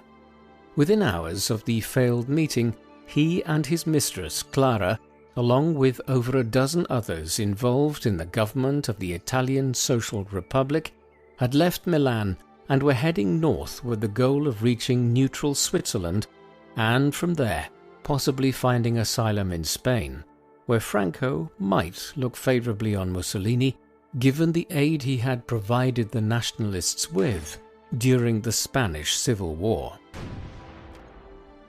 Il Duce would never make it to Switzerland, let alone Spain. On the 27th of April, he and Petacci were apprehended near Lake Como outside the village of Dongo by some Italian communist partisans. They were placed under arrest while they determined what steps to take. It was well known that Mussolini, like all other Axis leaders and war criminals, was to be handed over to the Allied authorities in order for him to stand trial before the International Military Tribunal that would soon assemble in the city of Nuremberg in Germany once the war ended. The partisans had other ideas. Under the orders of Walter Audizio, a leading Italian communist partisan, Mussolini, Petacci, and the rest of their party were executed before a firing squad on the 28th of April 1945 in the village of Giulino. He was 61 years old at the time. Mussolini and Petacci's corpses, along with other members of the Italian Social Republic's government, Niccolo Bombacci and Alessandro Pavellini, were trucked to Milan in the early hours of the 29th of April and hung upside down in the Piazzale Loreto Square in the city, where their corpses were stoned by a crowd. A day later, Hitler killed himself in Berlin, and 2 days after that, German Army Group C surrendered to the Allies in Italy. The war in Europe ended 5 days later. Mussolini's remains had a very unusual after-story. After his corpse was taken down from the gibbet in the Piazzale Loreto, it was buried in an unmarked grave in the Musocco cemetery in northern Milan. While it was unmarked, enough people knew the location for it to be possible for a fascist sympathizer, Domenico Leccisi, to dig up his remains a year later during Easter of 1946, seemingly with the aid of 2 Franciscan friars. These were then transported around numerous locations in northern Italy in the months that followed, with one of Mussolini's legs being lost along the way. Hiding places included a villa and a convent, as the authorities sought to track down the body. Eventually it was located, and the government chose to have the remains secretly hidden at a rural monastery near Milan. The entire saga only came to an end in 1957, when the government of Prime Minister Adornisoli, who hailed from the same part of Italy as Mussolini, agreed to allow the fascist leader's remains to be interred in the Mussolini family crypt in Dovia di Predapio. To some extent, Mussolini's shadow would continue to hang over Italy and its politics in the post-war era. Christian Democracy emerged as the most important political party, an organization which had its roots in the Italian People's Party, an entity created in 1919 which had splintered into pro- and anti-fascist factions.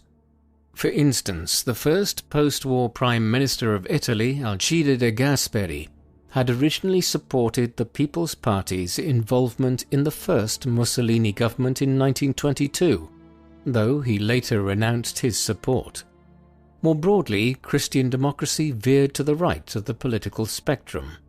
The 1970s and 1980s were a particularly tumultuous time in Italian politics, one known as the Years of Lead, and characterized by killings, terrorism, hostage-taking, and general lawlessness by far-right, far-left, and organized crime elements, a political atmosphere which mirrored the chaos of the 1919 to 1922 period that allowed for Mussolini to seize power in the first place. The country has also continued to experience the legacy of the economic problems which characterized Italian politics both prior to and during the fascist era, namely the poverty of southern Italy. Given this seeming inability to fully resolve long-standing economic and political problems, it is unsurprising that recent decades have witnessed a renewed drift towards the far right of the political spectrum in Italy, with some parties being described as neo-fascist. Benito Mussolini was a complex political figure. He was an immensely important individual in the history of 20th century Europe, the father of fascism, or at least the first individual to lead a corporatist and fascist country in modern times. He was also an intellectually capable person, one who wrote numerous books, articulated a vision for Italian society, after the tumultuous first 60 years of the Kingdom of Italy and sought an alternative form of socialism to the communism that was taking root in Russia in his own time. Yet all of this contrasts sharply with other elements of his life and career.